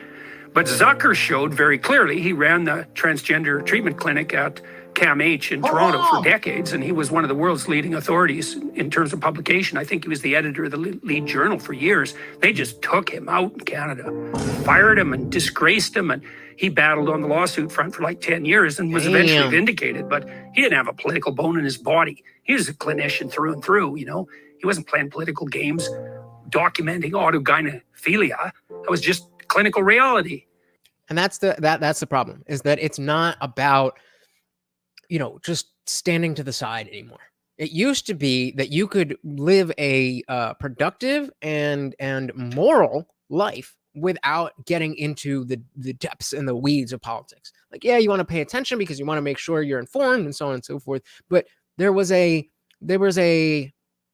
and I don't know, maybe somebody a little bit older than me can speak to this a little bit better, but there was an air of trust that the politicians would represent what they were supposed to and who they were supposed to represent. And that if they didn't do that, then there would be consequences. Whereas now it just seems like entitlement. We're like, well, it's my turn, Hillary Clinton. It's my turn. So it doesn't matter who I am, what I've done, but I'm next. Like, so they use self-deletion as a scare. If you don't transition your kid, they will self-delete. In fact, they are more likely if you do transition them. But nobody wants to talk about that, right? Now it's become verboten to even suggest such a thing. Oh, there's nothing sexual about this. Not quite, but certainly not. I mean, it wasn't before the internet. I'm not that old, but it was definitely before like the attention economy that we have now is a thing. Certainly. Yes, it's like, yeah, right. You're dressing up in lingerie before your mirror at home, tucking between your legs, imagining you have for a sexual kick. Oh, there was nothing sexual about that. Yeah, right. Bloody absolute liars. Now, then you have the kids who don't fit in on the gender front. That's a different pathway. But with them, if you leave them alone, so do no harm, leave them alone. 90% of them accept their body, their sex, by age 18 or 19. First, do no harm. First, do no harm. That is in the Hippocratic Oath. When you become a doctor, you take an oath that no matter what, your first priority in any situation is to do no harm. What happened to that? And 80% of them are gay. So what that also means is, and the gay community is going to wake up to this sooner or later, is that and they are. Most of the kids being sterilized and mutilated are gay. Yep. And we are. We just did a show last week about how that is happening. That is happening. People are starting to wake up. Both normal people who are just not into politics and were just going along with this because they thought it was, you know, the norm. They thought it was the norm. So they're just going along with, yeah, people are trans, whatever. I guess that's what we're doing now. Them and the gay people who are, you know, part of the LGBT community, but don't want to anymore because it's been co-opted by trans ideology and gender stuff, specifically for children. 80% of them. So I don't see how the LGBT alliance is going to hold up under that sort of reality. So, yeah, that's for sure, man. What a crazy and situation. Here, let's add something equally ugly to it. Since we haven't gone far enough yet. Oh, geez. So here, we'll do a little bit of arithmetic. Okay. So a while back, Disney executive mentioned on video, this is when Florida went after Disney. It was all when this was happening. she came out and said, I think she was head of domestic programming for Disney. She said, well, I have 2 children, 5 and 7. One is trans and the other is pansexual. And I just thought mathematically right away, it's like the chance you have a trans kid is 1 in 3,000. Mm-hmm. That's not a very high chance. And let's say the chance that you have a pansexual kid is the same, whatever pansexual means. I don't even know how to calculate those odds. But whatever that is rarer than trans because no one ever even heard about it until 5 years ago. Bingo! So this goes straight in, and it's crazy. I just watched some Netflix documentary about a mother who was purported to have this Munchausen by proxy thing that we were talking about with the trans kids. Now, it turns out that woman didn't have it. But this idea of making your child sick or making your child different or giving your child something that the medical community has to intervene with so that you can get attention and you can get praise is a very real thing. It is called Munchausen by proxy. The actual disease, if you're doing it to yourself, would be Munchausen disorder. But if you're doing it to somebody else, it's Munchausen by proxy. And what he's talking about is the fact that the odds that you would have a trans kid and a pansexual kid are so low that there has to be an element of you wanting to inject that into your child's life, and that's not natural. It's not natural. Kelly says that happened here in Springfield, brother. It is happening everywhere. It is happening everywhere. I would love to actually know the numbers on how many families have more than one trans identifying or whatever person. Hey, we got none of your business. What is good? What is good? Welcome to the party. So does your channel exist simply to regurgitate Jordan Peterson clips? Well, considering never done that before, I'm gonna say no, but welcome to the party. Kelly Green says that chick. What? Is that supposed to be like ended? You can type the stuff. I just can't say it. I don't know what that means. Unwanted Foe said, I wonder how much of the TQ plus, not the LGBT movement, is based on people who have made it their entire identity. A lot. But this again is okay. That's what I thought. No, not that one. Not that one. But something similar. So yeah, and this is a lot about the community itself, and not necessarily the people who identify that way. So remember that there's a lot of people who happen to be gay who have nothing to do with rainbows and flags and Pride Month or anything like that. There's a lot of people who are trans who have nothing to do with any of that. I'd say there's probably more gay people, but there's a difference. There is a difference between the LGBTQ plus IA whatever community and individuals who happen to have a different sexual orientation or gender identity. And, I don't necessarily subscribe to the idea that gender identity is as fluid as they make it, but that's an entirely different conversation. It's important to understand that this is going on because people are realizing that the TQ plus are taking the movement and putting everybody who has a non-heteronormative life and having them, we're talking about backing Andrew Tate or backing people that we don't want to back. Now it's like, okay, well, we were here. We were fighting for marriage equality. We were the ones on the front court of the front lawn of the Supreme Court. And you're going to tell me now that our community is about this, that, and with children? Oh, hell Not no. happening, bro. Not happening. Mike said Biden had the gay flag flying at the Capitol at the start of Gay Pride Month. The government needs to be for all the people, not a specific group. And it's weird. It's weird that there's so much of the rainbow flag stuff, and especially like the updated ones where it's got like the triangles and the this and the that, and it literally creates, okay, white straight people have America and everybody else is under this flag. Like, excuse me, I thought we were all Americans. And how did this come about? Because we lost the American identity. We lost the American identity.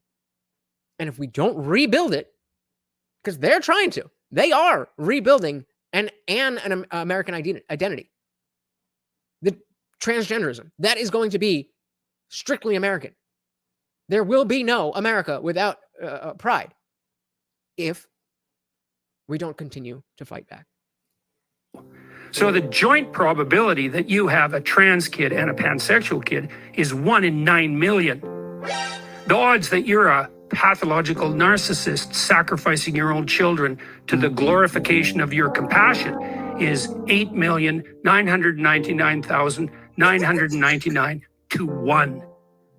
So, like, do you have a trans kid and a pansexual kid, or are you a devouring mother? Well, you can look at the odds and decide for yourself. Jesus. Oh, yeah. Oh, yeah. No kidding. Look, man, Freud was no dummy when he pointed to the fact that the devouring mother was one of the major impediments to proper human development. He knew that, looking deep into the darkest families and seeing this proclivity of the overprotective mother to destroy the developing integrity of the child, to keep the child infantile, to cling to that relationship instead of developing a life for herself.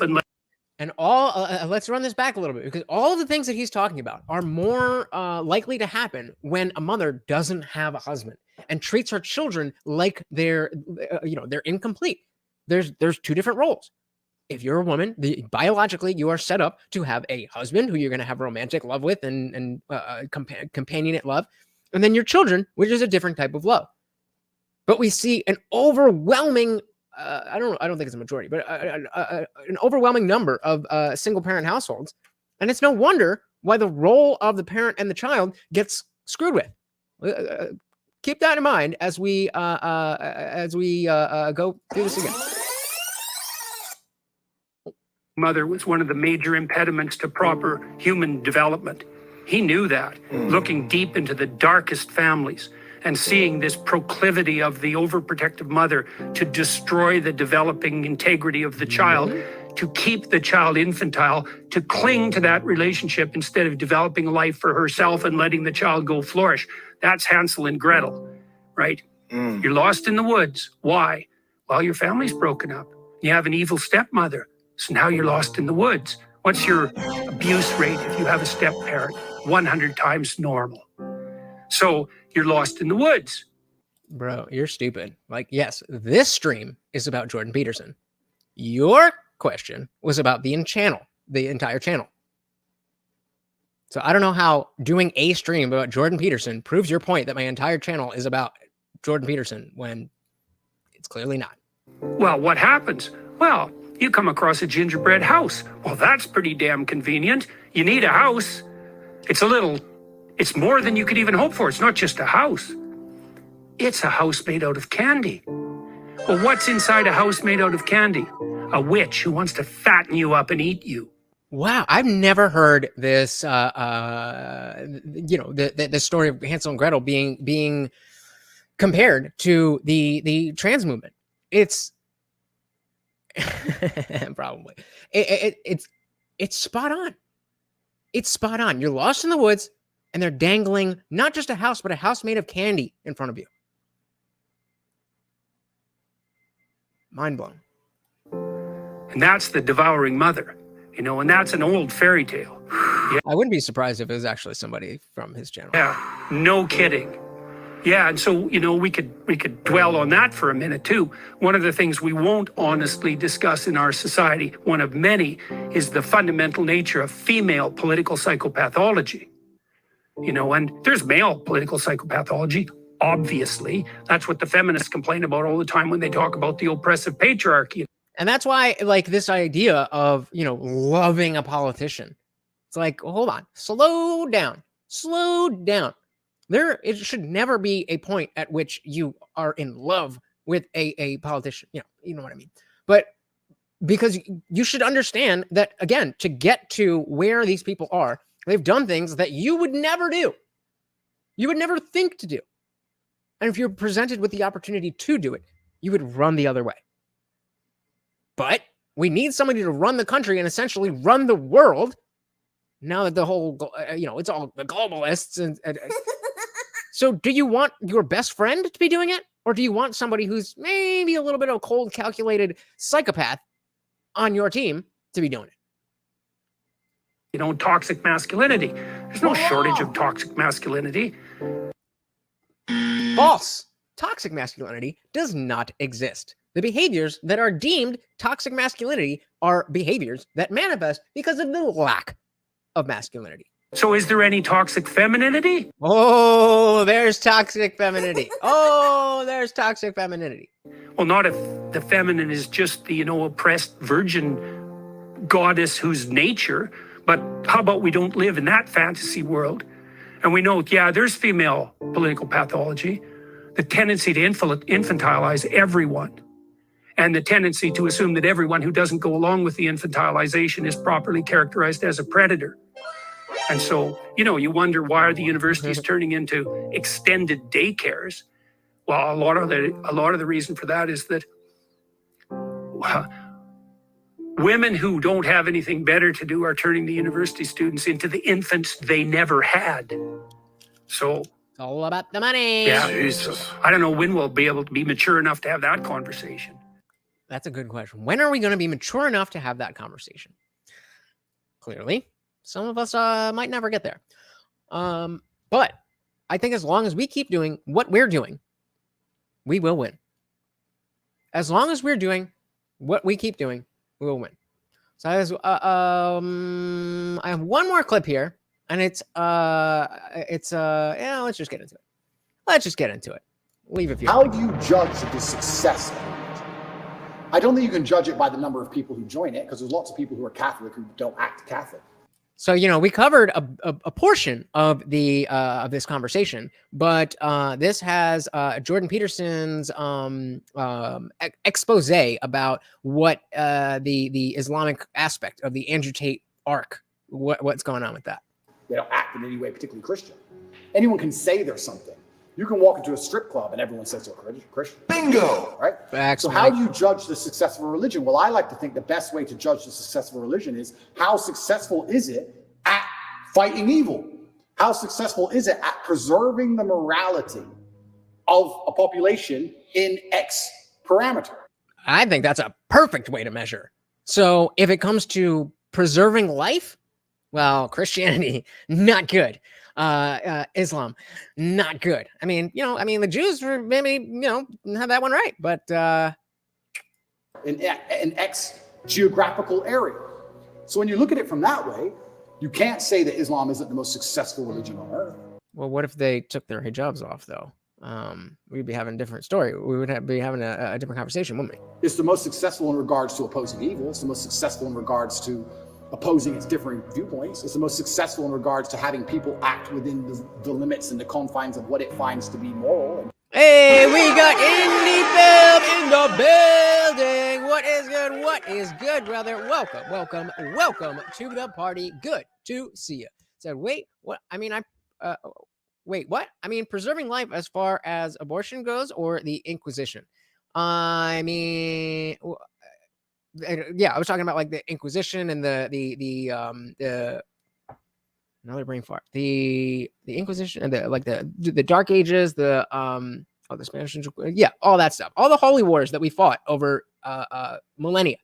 A lot more, as much as it is a huge problem that people are just getting disappeared by abortion.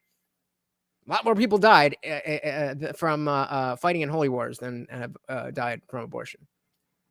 Yeah, Buddhism is thank you, unwanted foe. I just couldn't get that. The Crusades, there we go. Yeah, Buddhism is I've got a Buddha tattoo here. There are, depending on how you look at it, Buddhism is more of a philosophy than it is a religion. I think there is a way to follow Buddhism where you're not looking at anything dogmatically, and the tenets are not removed from skepticism. Like in Christianity, there's no questioning. I mean, temporarily you can question, do I really believe this, that, but you can't be existing as a Christian and not be believe that God exists, or believe that Jesus came down, and all of that stuff. Buddhism doesn't necessarily have the same prerequisites.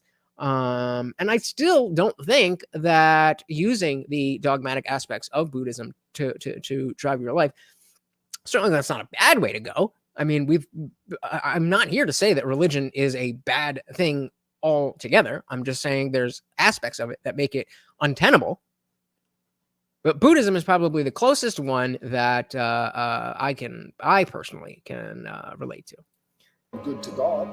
It's the most adhered to. It's the most feared. It's the most respected in most things. And then also I'd like to think... I would say it's the most feared. Yeah, it's the most feared.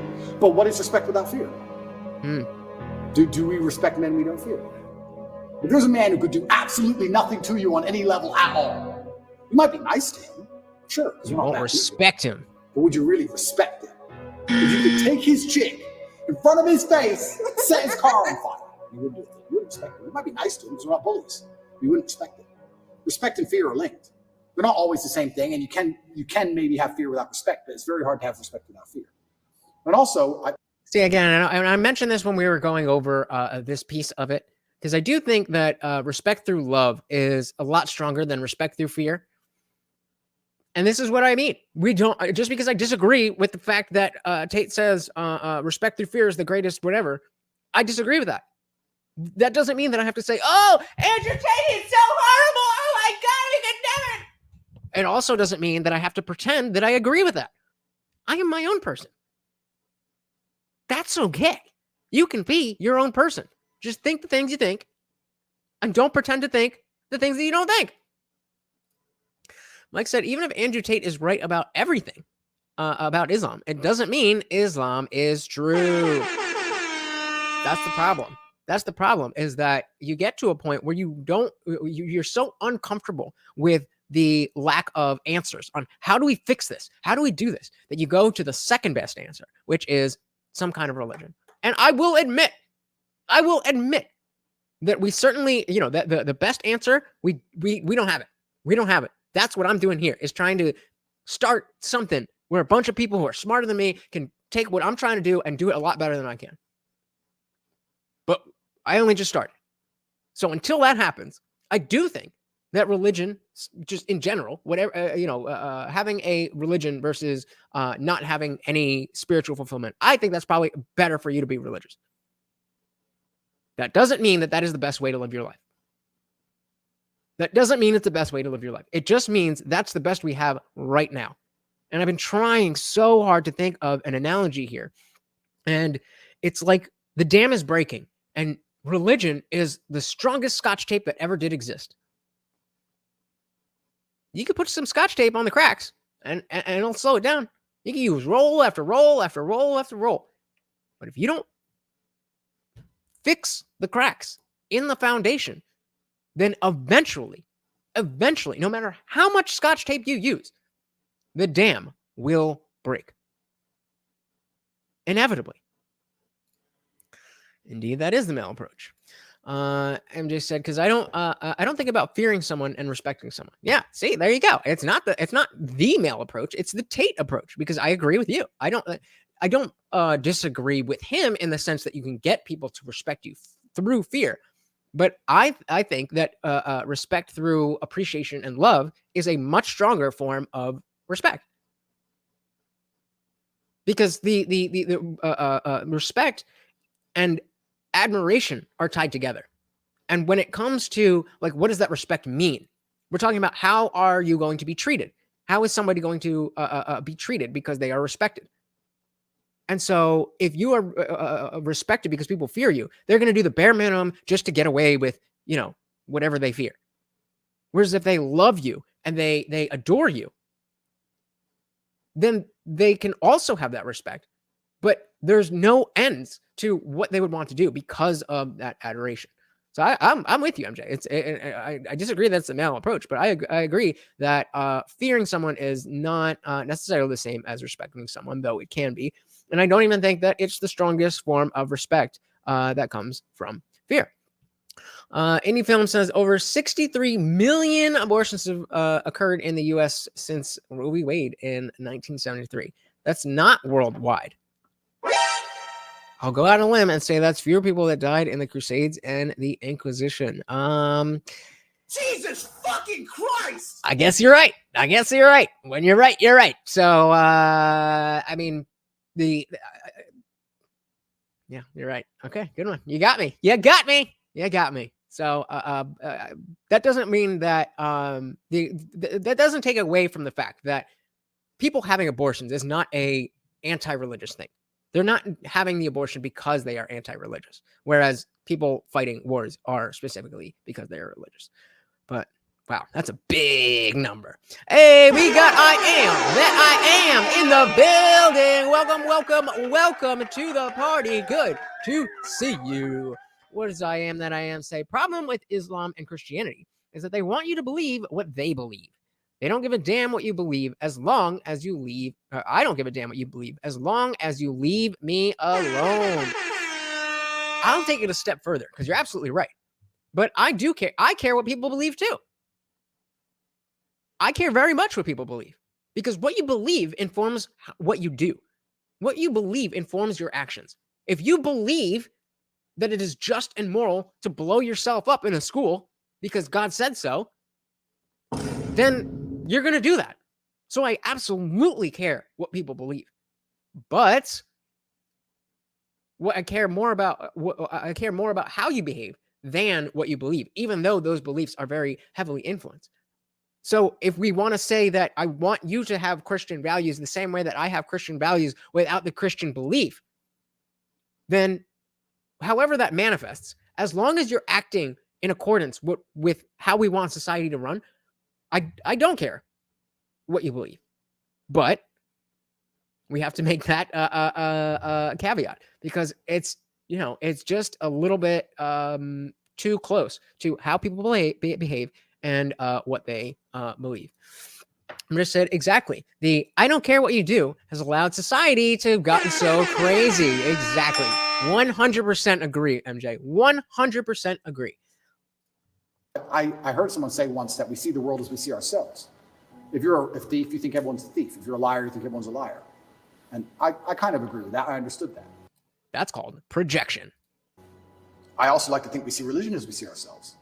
I like to see myself as a person whose respect you have to earn. I like to see myself as a person who has strong, rigid boundaries. I like to see myself as a person who will stand up and say, no, that's wrong. I like to see myself as a person who's not afraid of being shamed by whatever community for saying, I don't agree with that particular ideal. I like seeing myself that way. So if I'm going to see myself that way, then I'm going to naturally align with a religion that operates within that form. So when I say Islam is the last religion on earth, I say it because it seems to be the only one who will stand up and say, no, I agree. We don't care. I agree. That's not what the book says. No. I was raised Christian, and Muslims as a whole, we have no problems with Christians. None. Yeah, I completely agree on that point, that it's the last religion that actually says, no, we have to do this right or we're not doing it at all. I am said, since I don't believe in Jesus, I have been told I will do the backstroke in the lake of fire. Yep, got plenty of those over the years, and it is what it is. All I can do is try to be the best person that I can, and if that's not good enough for your God, then you probably have a shitty God. Mike says, I'm an atheist. I don't believe everyone should be an atheist. There's a lot of people who should keep their religion. I agree with that. When you said I don't believe everyone should be atheist, you're talking about like today. And I agree with that. I don't think that it would be beneficial for society if we just, snapped religion out of existence and everybody's moral structure was just disappeared. That would be bad because unfortunately there's a lot of people who only act, the way that we want to in society because they are afraid that a God will strike them down if they do other things. Now, there's plenty of us out here who don't have that belief and still act this way. There's plenty of you who are Christians who do believe in God, but even if you found out that God wasn't real, it's not like you'd go start, doing the stuff. You know what I mean? I do agree that there's a lot of people who should keep their religion. What I want is to create a world where no new people are being indoctrinated into this dogma. I want the people who are born. We're all born atheists. We are all born atheists. All I want is for that to be able to be sustained and also have an American structure of morality that can be indoctrinated. I don't care about indoctrinating the right things, and being indoctrinated that you shouldn't kill people is not a bad thing. Being indoctrinated that there's a man in the sky who controls everything, but you can't see or hear him, trust me, that's a different story. So it's very complex. And this is why we need to, people like Mike and myself who are conservative in politics, and again, the words and the labels, but for the sake of ease, the conservative atheists need to be able to show that, hey, we are just as moral as the average Christian. We don't have to be the best people in the world. It won't help, or excuse me, it won't hurt. But just show that, hey, we're on your team. We want the same things that you do. And as long as that is, we're both working towards that goal, then it doesn't matter what we believe inside our heads. It just doesn't. Not at all. I don't want anyone to think I'm anti-Christian, like I dislike Christians. We don't have a problem with Christians. We believe in a lot of the same things. We believe in Jesus. We put more respect on the name of Jesus than most Christians do. Facts. I just don't like the idea of people saying they're a agreed, Christian. Mike. And saying, but because I'm a Christian, I can do whatever I want and throw all the rules away and none of it matters. Because once you have that level of tolerance, you no longer have a religion. Islam seems to be the last religion left with parameters. We don't have parameters. You don't have a religion at all.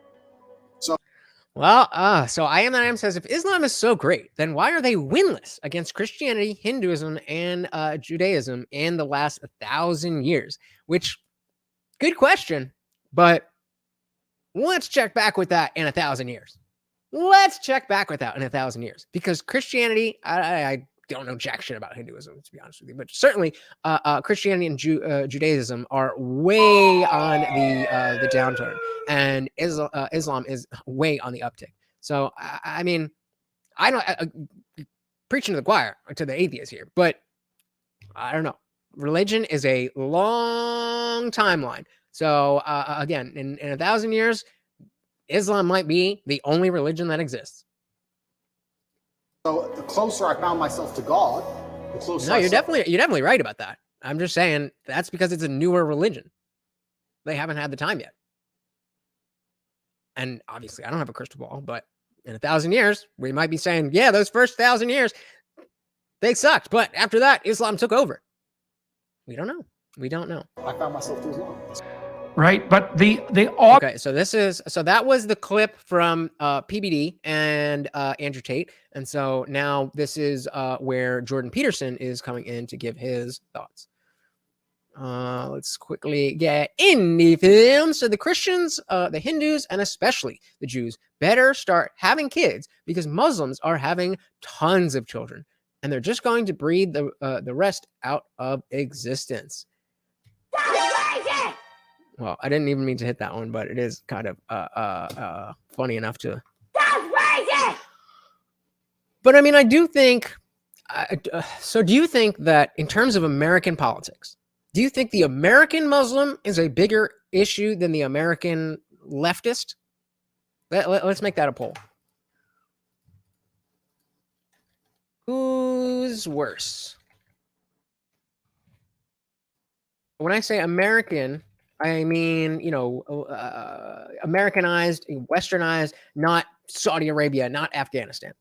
American Muslim or far left trans extreme. If you had to have the world be overrun by one terrible, horrible group, I'm not saying that every person in the group is bad. I'm just saying the existence of the group is bad. Which one would you pick? But good point. Good point. I don't know about that, but scary. Because certainly the leftists are not having kids, and if they are, they're sterilizing them. So, I Am That I Am said 7 million Jews are outperforming 1.6 billion Muslims in basically everything. Wow, that's a lot. That's a lot. Yeah, I don't really know. I don't really know too much about the I guess, the non-conspiratorial answers to why Jewish people are so overrepresented in certain industries. I know what the conspiracy theories say, and I don't know how close to the truth or far from the truth those actually are. But it is a very, very interesting phenomenon. And if I had to guess, this is pure conjecture, but I'm sure that it has something to do with the culture of Judaism being one of actual oppression, not like I was misgendered, but like literally kicked out of the country, killed by the millions. That'll make you tough. Interesting. So the poll is so far at 75% leftists. Who is worse? MJ says hard to answer that question because the media is full of leftists. Well, would it be better or worse if the media was full of American Muslims? Who knows? Anyone says, actually, I would rather have an American Muslim as my neighbor than an American leftist, hands down. But I'd much rather have a Hindu because those dudes are cool and do magic shit with fire. I don't know how true that last part is, but I think I agree with the first sentence for sure. MJ said, in the long run, the far left trans will go extinct. Bingo. They're not having kids, and if they do, they're sterilizing them. So, but that's not the question. The question is, who is worse? Who is worse as a group? And then Ann said, look at what Neil deGrasse Tyson said about Judaism versus Islam. 25% of Nobel Prizes belong to the Jews versus 2 for the Muslims. Yeah, I mean, again, I know the conspiratorial, like, oh, they are controlling this, and that's why this, that, and that. I'm not saying that cannot be true. I'm saying I don't subscribe to that. I could see how it could maybe, possibly, potentially be true, but I don't know. There's a lot going on there that I am just not very well learned on. Mike says Muslim countries are forced to be Muslim, so the numbers are skewed. Yeah, that's true too. You're not allowed to just be like, oh, actually, yeah, I'm believing in Christianity now. What? Haram! Because Jews are God's chosen ones, MJ says. All right, fair enough. From the Bible, it does indeed say that, doesn't it? It does indeed say that. Anyone says, did you see where in some city, a bunch of leftists elected Muslims to the city council, and then the city council banned all pride flags and stuff in the city? And yes, and that was awesome. It was hilarious because it was wokeness shoved up their own asses. It was wokeness shoved up their own asses and turned inside out. You voted for this. Xander Cruz says, I think Jews are in such positions of power, as Xander says, because they have a history of immense trauma, slavery, and oppression. That it's made them in ways with the new oppressors and holders of wealth. Ooh, interesting. Again, I don't know if I'm comfortable calling a group like that oppressors, but makes a lot of sense. It does make a lot of sense. Let's see. To God, the closer I found myself. This is where Peterson is coming in to give his take on all of the what Tate has just said. Right, but the object shouldn't be submission. Now, what's weird in the biblical narrative, is that the goal is not submission. It's so weird. It's covenantal relationship. And covenantal relationship is actually relationship. So one of the things you see with Moses, for example, and you also see this with Abraham, is that they're constantly negotiating with God. That's why the name of my next book, by the way, is We Who Wrestle with God. It's a negotiation. It's not a submission. And so God is always threatening to wipe out the Israelites in the desert. He's just sick and tired of their idol worship and their whiny resentment and their bitterness and their worship of the past tyranny. And he's constantly threatening just to wipe them out and start again. Hey, we got Steel C in the building.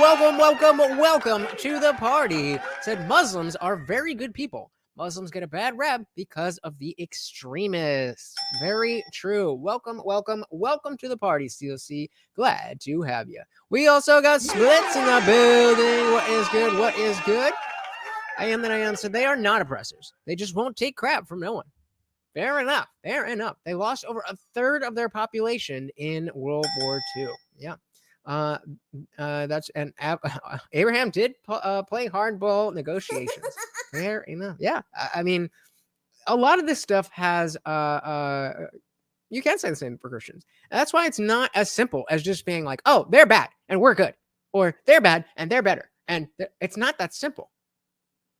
Certainly if we bring in the like where, you know, the geographical aspects of whether it's better to be Christian or atheist or Jewish or any of these sort of things, certainly there are places in the world where you don't want to be a Jew if you go there. There's places in the world where you would much rather be Muslim than be an atheist. And I mean, come on, show my beautiful mug here. It's just very complicated, and which is why we shouldn't just pick one team. We shouldn't just pick one ideology. We are allowed. We have the freedom to say, okay, Islam says this, that, and that, and hey, I like that. So I'm gonna bring that into my life. And Christianity says this. I like that. I don't like those. So I'm gonna take these and then Andrew Tate says that. But he also does that. So I'm not gonna be a fan of him or follow him or do it. But he said this thing, and I'm gonna remember that. That's all we need to do. Is take the smartest people, take the best ideas, and push them to the top so that everybody understands what they are and why they will make their lives better. I mean, a lot harder said than done, but it's not complicated. Mike says, I remember when leftists loved Muslims and protected them, but not so much anymore. Once you come for that pride flag, oh man, no going back. Film says, overall, you're much safer anywhere in the world to be a Muslim than to be a Jew, Christian, or homosexual. Is that true? Is it safer? Overall, you're much safer anywhere in the world to be a Muslim. What about in Israel? That's a genuine question. Because it seems like it makes sense. I'm not challenging you. I'd never heard that before. Would you say that's true for Israel as well? And that's the apocalypse, I suppose. And Moses is constantly interceding on their behalf and telling God he shouldn't break his word. And the odd thing in the story is that God actually listens, which is rather preposterous. But the reason that's happening is to mitigate against exactly the problem that you described, which is to have the relationship with the transcendent degenerate into nothing but a blind obedience. And then the danger of that is, well, a blind obedience to who? And I see this as a threat in Islam, in the more fundamentalist forms of Islam. It's like, well, you should submit to Allah. It's like, hey, fair enough. Allah as interpreted by who? Totalitarian, misogynistic mullahs. How about no? I don't buy your Allah, Facts. and I don't see who made you the right, precisely. And even if I believed in the bearded guy. Okay, so that's where this is coming from. A podcast with Peterson and trigonometry. So they're splicing those together. As I understand, that's because the Muslim religion is currently more aggressive. That is super facts. That is absolutely true. Hey, we got Mark Peterson in the building. Welcome to the party. Thank you so much for the $4.99 super chat. Morty, you got a treat. Come get a treat. There you go. Thank you. Welcome to the party, Mark. That's right. Every single super chat donation codes with a treat for Morty. Oh, we get him there. There we go. Oh, and he's gone. Oh, right. So Mark says, after watching videos, I'm 59. Don't rely on anything for what I need. Feed the dog. And that's kind of what I'm getting at, guys, is that there's no like answer book. There's nothing that is going to give you all of the answers. So trying to rely on the Bible or the Quran or the Torah or anything else to have all the answers in life, it doesn't work like that.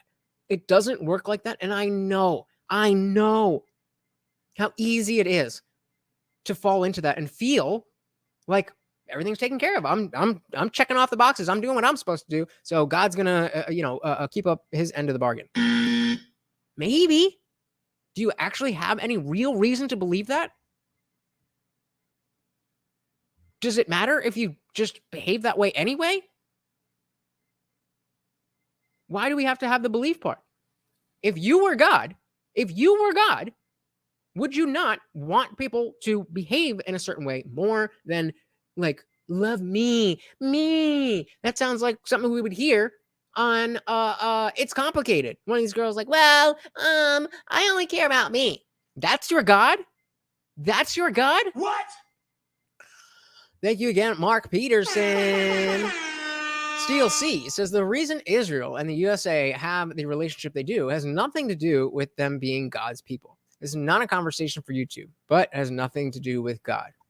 Well, let me do this because I'm very interested and not very familiar. So I'm going to drop the link to the Discord server where as soon as the show is over, we are going over to have a panel discussion and certainly no YouTube censors there. So if you want to join, I'd love to hear your thoughts on, all of that stuff. Steel C says there's many Muslims in Israel. But what Indie Film is saying is that it's safer. Oh, I missed this one. Okay, he said Muslims are completely free to live and work in Israel, no problem. But if you're a Jewish family driving through quote unquote Palestine, you're gonna get killed. Okay, fair enough. Yeah, because that's what that's originally that you're much safer being a Muslim, and then there are many Muslims. But yeah, I guess that's a good point. That does go back to what Xander was saying. It's safer because they're more dangerous. Like the Jewish people, as a part of their faith, are not going to enact violence on you. Whereas it says in the Quran that you can, do this, that, and the other. So it's a little bit different. And Wanted Foe said it's more like guidelines than actual rules. Bingo. Exactly. That's all we need. And you're better off with with guidelines than actual rules because everybody is different. Everybody's life is different. And so one size fits all rules for billions of people is not going to work. MJ said, I don't have a reason not to believe it. You sure? You sure? You sure? You sure? You sure? You sure? Because I don't think we want to go down that road.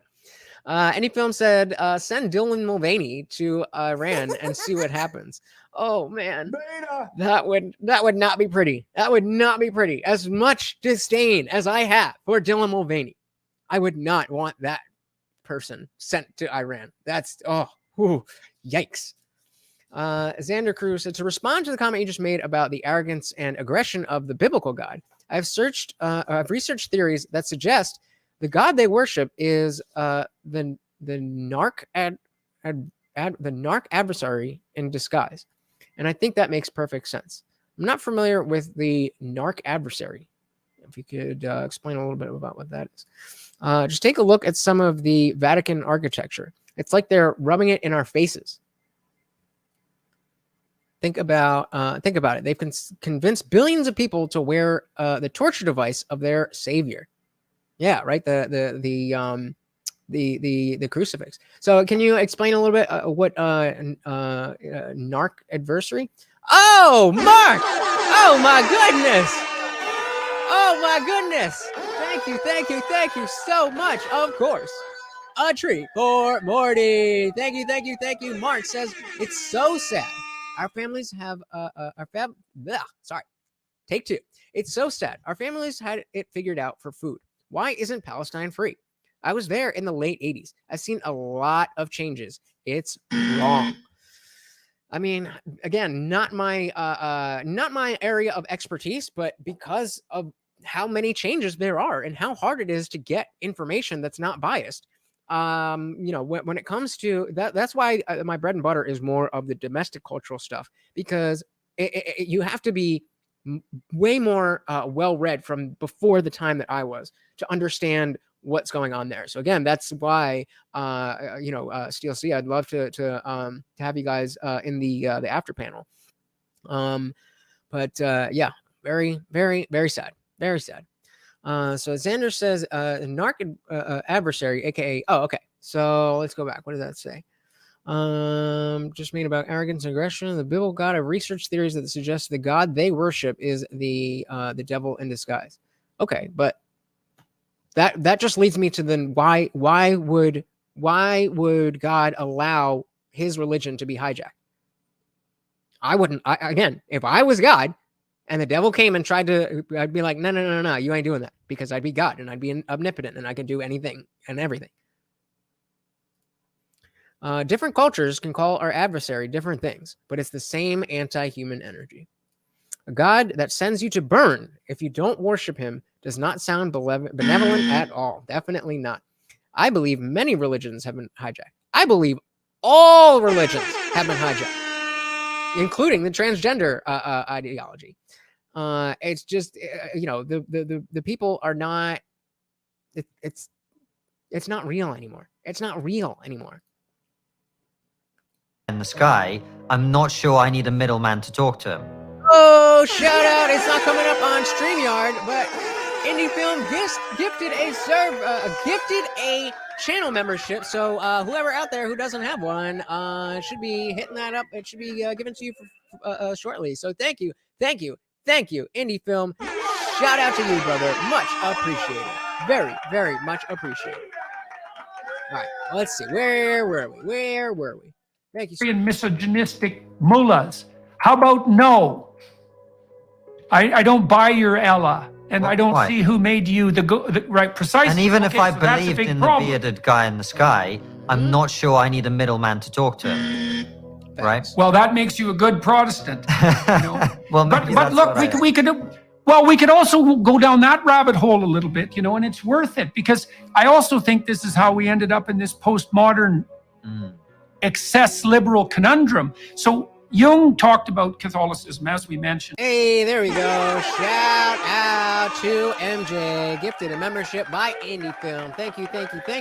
And MJ, welcome to being a disciple.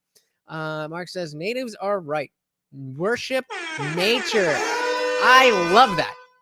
Worship nature. You will not go wrong worshiping nature.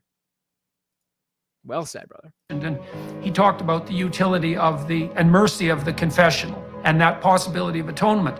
But he also laid out, the dangers of that. The dangers of the Catholic structure is, what would you say, a tilt towards authoritarian rigidity, which is what the Protestants rebelled against. But then the question is, well, what's the danger of the Protestant Revolution? And the danger is that everybody becomes his own church. See, that's the brilliance, Steel. See, that is the brilliance. In the panel, you don't have to type at all. We go into Discord and we're in it's like a voice chat channel. So you'll be right up there with me. We can, you can cam up if you want to. You don't have to, but we go in there and we chit chat. We usually try to keep it about what the video it is, but sometimes we go off into other tangents and we go off into other debates and stuff. It's really a good time. Like I said, the link is in the description, as well as the chat as well. It's free, so may as well join, because it's not going to stay free. I have a number in my head, and we reach a certain number of Discord members, I'm cutting it off. And so everybody who's in the Discord is going to be able to stay in the Discord for free forever. But everybody else is going to have to pay.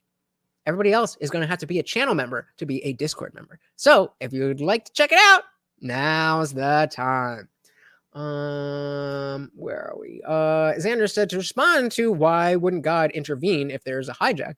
Well, my thoughts are that God is more so the system of life we are all part of, and the adversaries of mankind work within the system. How many of you would define God in this way? Probably not many, right? So what you're talking about now is very much a lot more nebulous. And so if it's just God is everything and all of then what is the thing that we're talking about? Because I can admit, yeah, I definitely believe that there's something, whether it's energy, whether it's an entity, whether there's definitely something bigger than us. I believe that. I do not know it to be true.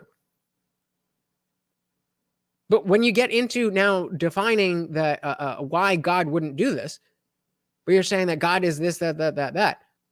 But that's not what the Bible says. That's not what the Bible says.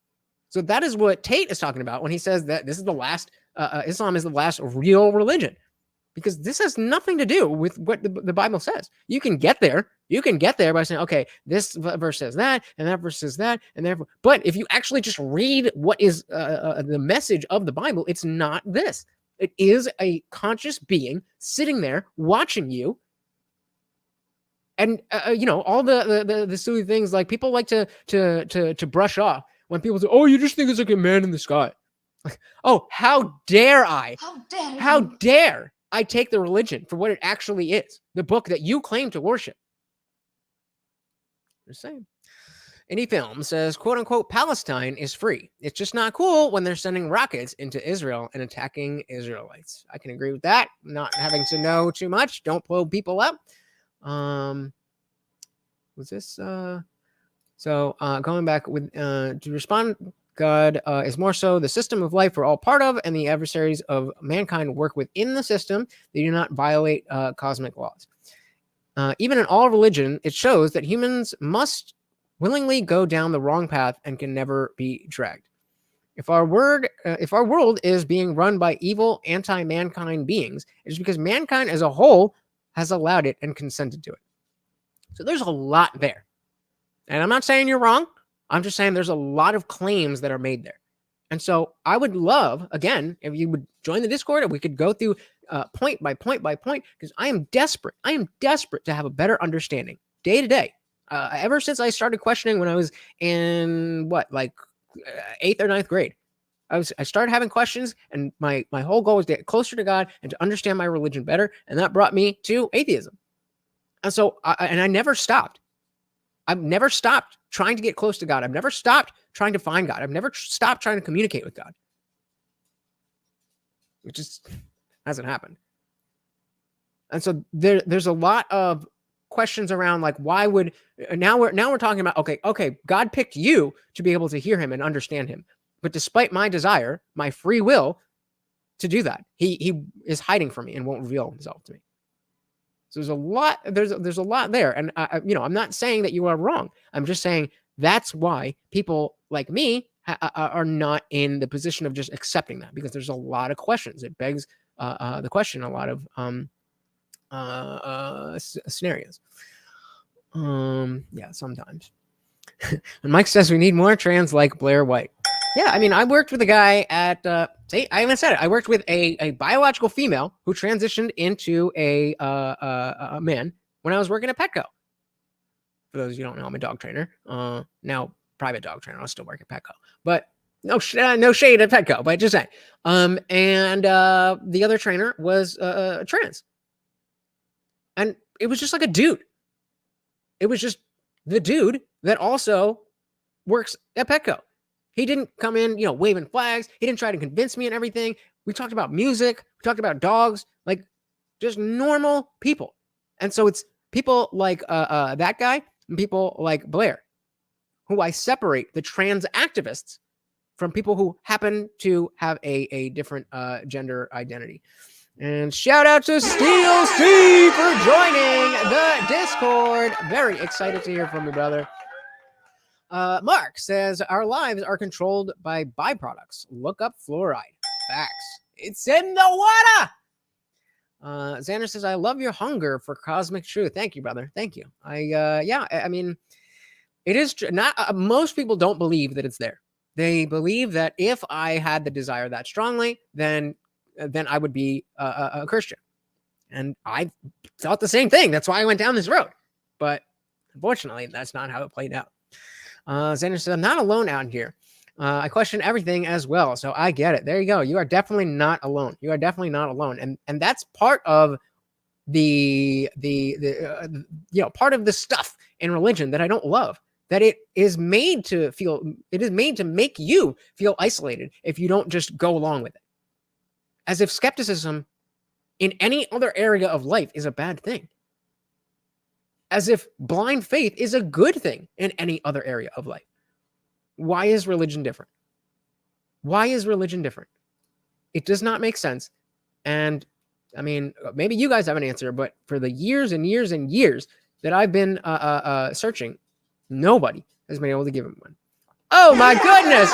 We got a new sponsor of the stream, Mark Peterson. Thank you so much. Come on up here. Yeah. Oh. The bed's falling. Come on. You got it. Let's go. Good boy. There you go. Thank you so much. And of course, that makes you the new sponsor of the stream. What does Mark say? I grew up by a reservation. An old native Sioux told me that only a white person looks at his watch to decide if he was hungry or not. That's a bar. That is a bar right there. I'm going to leave that up and change the banner. Thank you again, Mark Peterson, for sponsoring the stream. Which is what the Protestants rebelled against. But then the question is, well, what's the danger of the Protestant Revolution? And the danger is that everybody becomes his own church. And then here's the problem. You tell me what you think about this. Here's the logical conclusion of that. You're your own church. You're your own God. Now you can say what God said to Moses out of the depths of the burning bush. You can say, I am what I am. Shout out to I Am What I Am, and shout out to Mark Peterson one more time for sponsoring the stream. Thank you so much, brother. Much appreciated. And I would say that's what the identity politics types do. They say, look, I am so superordinate in my own self-defining identity that no matter what identity claim I put forward, it is incumbent upon you to accept it as if it comes from an omniscient source. Bingo. And that goes, just like I was saying, that's on both sides. That goes with religion. That also goes with gender identity. It's the same thing wearing a different hat. Hey, we got Nick in the building. Welcome to the party, Nick. Good to see you. I hope you're doing well as well. Did you miss much? Not really. I mean, we've been talking about Jordan Peterson and his ideas about religion, about wokeness, and now we are watching a video that has cut together what Andrew Tate was talking about Islam to Patrick Bet David, and how Jordan Peterson feels about that. So I don't know. Does that sound like a lot? It sounds like a lot more than I thought. But welcome to the party. Always good to see you. And thank you, MJ. And I think, as far as I can tell, Constantine, that's where we are, right? Increasingly by force of law. If you make an identity claim, no matter how preposterous, which implies that there's some limit to identity claims, by the way, like I have to accept, well, there's one example in Ontario right now that's become famous for its surreality. So there's a female teacher in a suburb in Toronto who... Is this the one with the giant boobies? Because I don't remember how long ago Peterson was on trigonometry, but has decided at the ripe old age of something approximating 50 that he's actually a woman. But he's not just a woman, man. He's the earth goddess herself, and he wears these like 144 quadruple D prosthetic breasts. I don't know if you've seen pictures. I have of this seen character. that. I'm sure. Right. You guys have all seen that, right? There's no way that you guys have missed that, right? Exactly what she is. Yeah.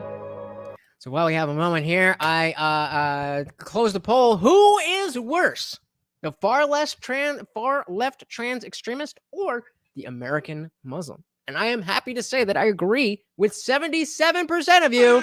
I'm saying the far left extremist.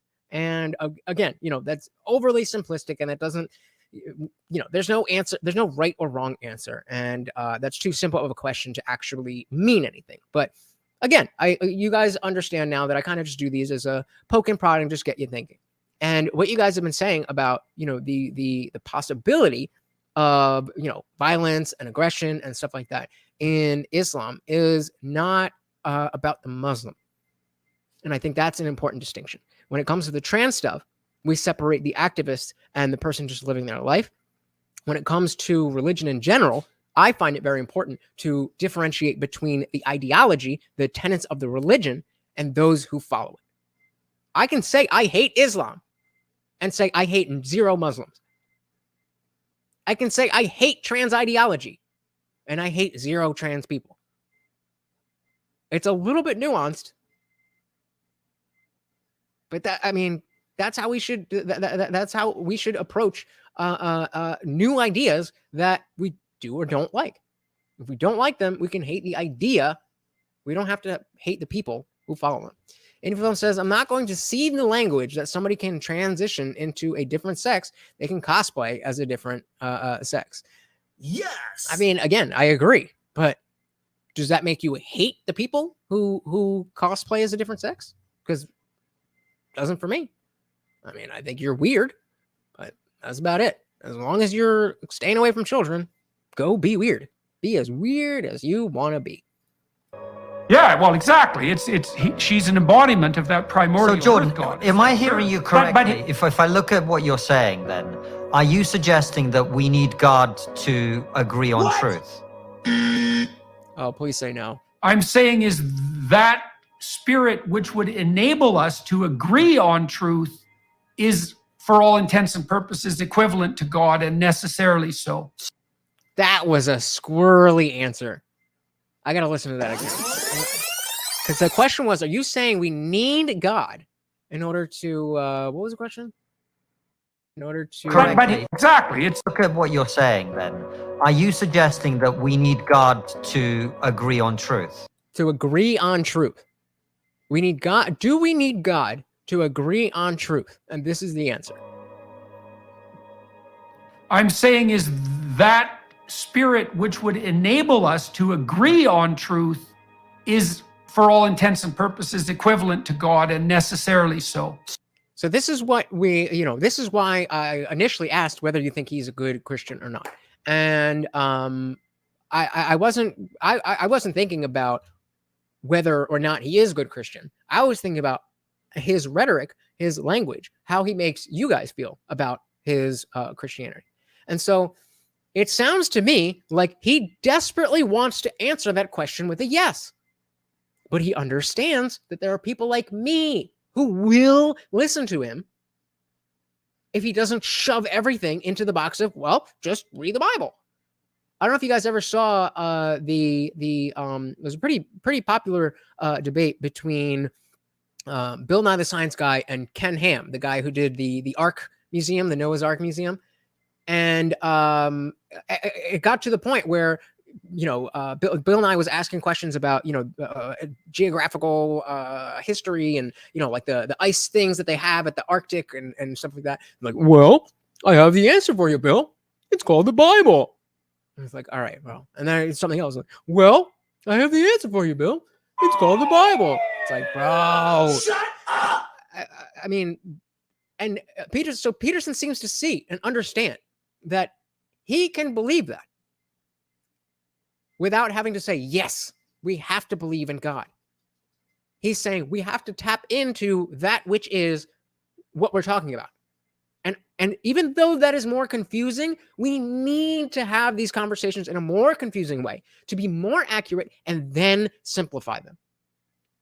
That's the only way it's going to work. Hey, we got Tyler Smith in the building. Welcome to the party, brother. Good to see you. Actually, you don't want me to do that, right? Okay, so I won't do that. Gotcha. Welcome. Happy Juneteenth to all. Xander, so just like you can differentiate between the religion and its people, I also think you should differentiate the religions of the masses and spirituality as a whole. Oh, absolutely, I do. Absolutely. Religion is just a small thread. Completely agree, Xander. Any film said, I will say Bill Nye, the quote-unquote science guy, is a tool, but the religious Bible guy did not look good in that discussion. Yeah, ever since Bill Nye got the Netflix show, and he's like, well, gender is a spectrum. I was like, come on, bro. I used to look up to you so much. And now you're just going in with the bullshit. Now, if he had done something about, the actuality of the very, very small percentage of intersex people, I wouldn't be mad. But he just threw it out there like, well, gender's on a spectrum. That's all it is. Like, there's more to the story, bro. But anyway, so the question that was asked to Peterson was, do we need God in order to agree on truth? And he believes yes, but he doesn't believe, according to my understanding of his convoluted answer, he believes so, but he doesn't necessarily believe that it has to be God. It just has to be something that on which we agree. And to me, that just means the truth. So if we understand reality, then we can all agree on reality, and we can find the truth because it's real. So without that, we cannot agree on what the truth is. Okay. So look, I've been having the same conversation I'm having with you with Douglas Murray. Shout out to Douglas Murray. Okay, and with Jonathan Pajot at the same time. Now, Murray was very attracted by outright atheism, and he was tempted and invited, as far as I can tell, to be part of the four horsemen of atheism coterie, right? And except all of them suck now. The four horsemen of atheism was like awesome for somebody like me back in the day, in the early 2000s. You had Richard Dawkins, you had Christopher Hitchens, you had Sam Harris, and did they throw Dan Dennett in there or Michael Shermer? I forget who the fourth one was, but it was a group of people that were bringing up ideas about atheism that were very, very underground, like Bertrand Russell type ideas, and they were bringing it to the forefront. And as popular as these movements get, it was very big, and it was instrumental in me understanding that there is spirituality, there is morality outside of religion. And I mean, what could be bigger? Xander says, a domino that helped me go from atheist to spiritual. Well, let's see, you could be atheist. I'm a very spiritual atheist. But let's see. So from atheist to spiritual was seeing what the people with the most money on this earth do when no one is looking. Let's just say they do demonic and spiritual shit tons. I used to believe everything was mumbo jumbo, and I hated all of it until I began researching tons of shit like our elite, and realized if the elite believe in the supernatural and practice ritualistically, and it does make sense to go there. But let's go back. So you're saying to go from atheist to spiritual. So again, those of you who are members of the channel will know exactly where I'm going with this. But atheism is not an ideology. It is not it is merely a state of being. It is an answer to the question: do you have a conscious belief in a god or gods? Spirituality, another word that's very ill-defined and nebulous, but that just refers to having some type of internal experience that I guess connects with that which we believe is bigger than ourselves. Is that a fair? Would anybody object to that definition of spirituality? And so I have a very fulfilled spiritual life, despite the fact that I don't believe in any god or gods.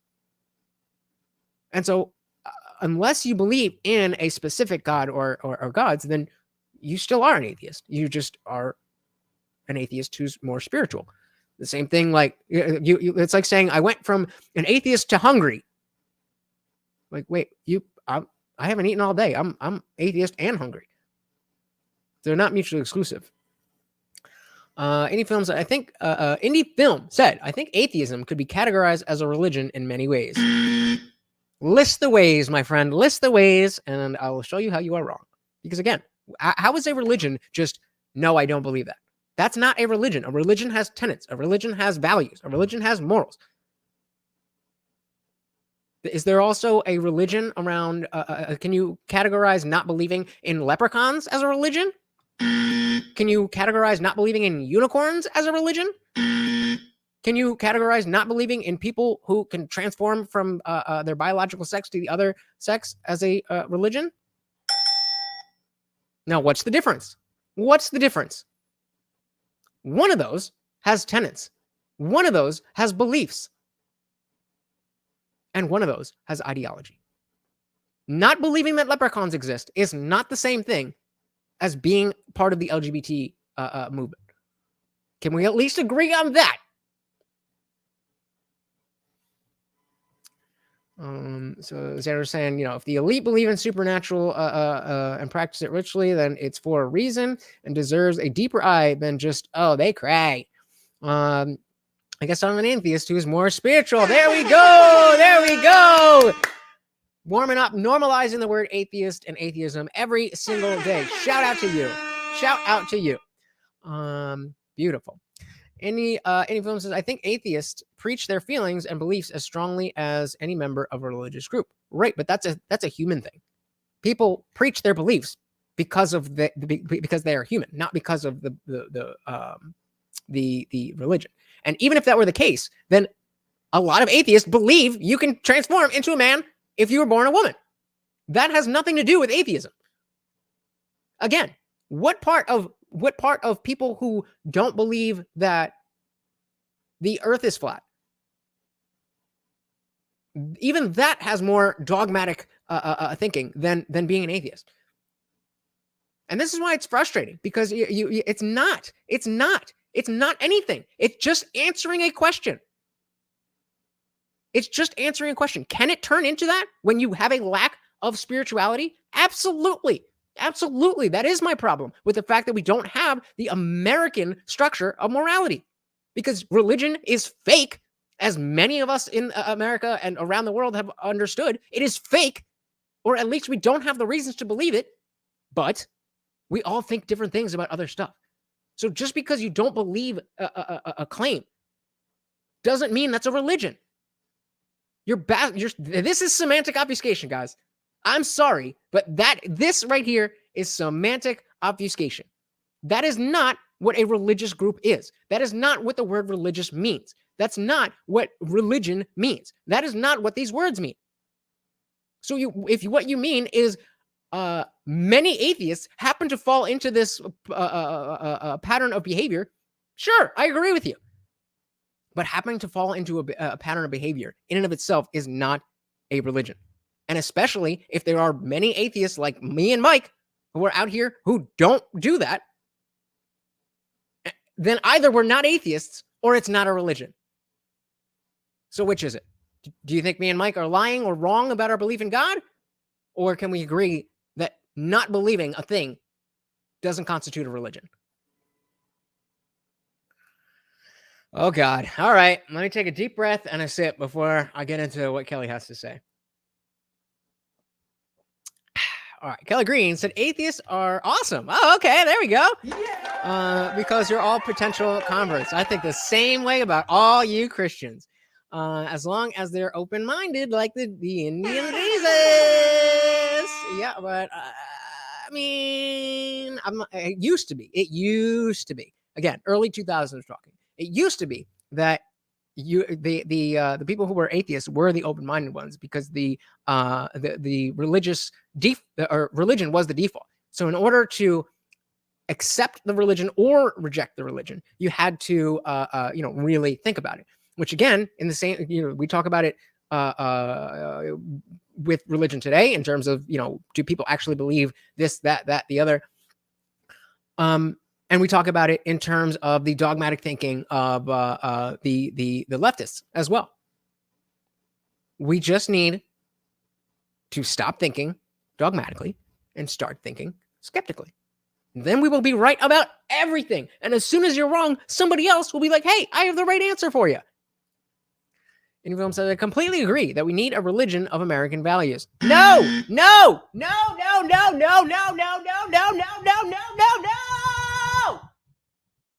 We don't need a religion at all. That's the whole point. If it's a religion of American values, then it is just more dogmatic thinking. This is what I mean. I understand what you're saying, Infilm. I agree with you. That's what I preach all night and day. But that is why these words are important. Again, think about the opposite side of this. Think about the people who are thinking about truth when it comes to the trans stuff. That has become a religion because it's dogmatic, because it has tenets, because it has all of these things. Hey, shout out to Unwanted Foe for gifting a membership. Thank you so much. Oh, let's get some sound in there. Thank you, and good congratulations to whoever receives that. Oh, you like that, right? Where were we? Come to the light side. Yeah. Atheism confirms you don't adhere to any of the main religions, but it doesn't mean you aren't spiritual outside of that. Valid and understood. I like you, Xander. I guess all this time I saw atheism as a disbelief in all spirituality, but that's not right. Yeah, that's and that's why I repeat that all the time, because that is what a lot of people think, and I don't blame them, because we have this what's called a representative heuristic, and so the best Can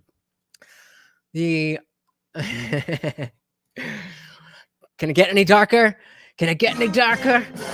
But yeah, the reason I always will reiterate that is because of the representative heuristic. And so the representative heuristic is best explained. I always used to, like, whenever I was out with my dad, I'd be like, how come people who are in the military have to wear the uniform everywhere? And he's like, what are you talking about? That's not a thing. I'm like, yeah, I see them all over the place. He's like, well, yeah, that's because when somebody is in uniform, you know they're in the military. But there's plenty of people here who are in the military that you just don't know are in the military. In the same way, it happens with atheism. Most of the time, the only reason you know that somebody is an atheist is because they're out there screaming about their militant atheism and how they, have found the real truth and there's no God and this and that. That's the picture that everybody has because that's what you've seen. That's all. And I'm not you specifically, but maybe you specifically, but the general you, that's what you guys know of atheism and atheists. And so I don't blame anybody for thinking that, but that's why I stop to correct people every single time, because it's important that the words we use are well defined and that we say what we mean and we mean what we say. Kelly said, just be Catholic. It'll be all right. I was Catholic and it was very not all right. Not like that, but it was very not all right. Kelly said, oh, so you preach and it's not a religion?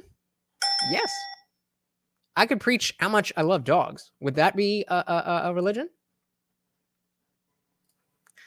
Xander says, yeah, you're totally right. This is what is sold as atheism. That's what I'm here for, guys, to fix up language. Language has been fucked up the a-hole. And it's not good. We need to fix it. Jesus fucking Christ! But it's been very interesting talking. Okay, you're right. You're right. You're right. But my definition of atheism is right. You could define a leprechaun as what's sitting right here, but it's not.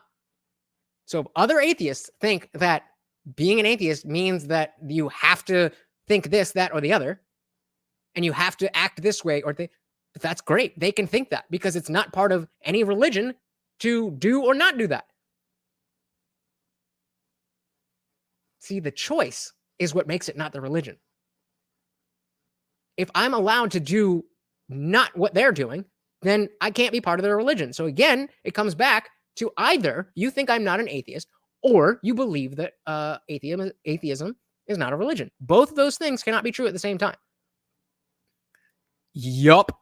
Bingo. To Douglas in recent years, because he's got to that point that you described, which is, let's say, the aristocratic position that religion is useful. But he's actually stepped past that and doesn't know what to do with it. And I think that's the case for many people on the more traditional front now, is that, well, the metaphysic that unites us has to be grounded in something that isn't merely political and semantic. That's the right way of thinking about it. And what? Semantic. Semantics are important? Are they now?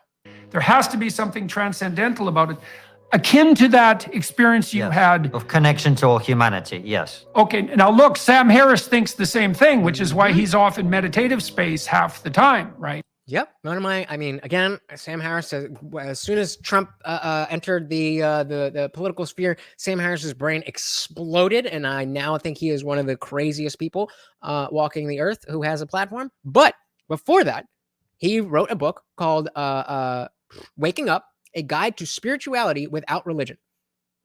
Probably about 100 pages or something. You know, thin book. Changed my life. Because I grew up Catholic. I had that spirituality. I knew there was more than just the material world. But it didn't fit with the Bible. And so when I see this book that's showing me how I can go back to being spiritually fulfilled, because I was that angry militant atheist when I didn't have that spirituality. But then I found it. I just looked for it. You just gotta look. It's there. I promise. He has an unnameable God because then his... And you know what? That's where's it? And it's like, I know you're just messing around, but I've tried it. Why don't you try being an atheist for a week and see how that goes?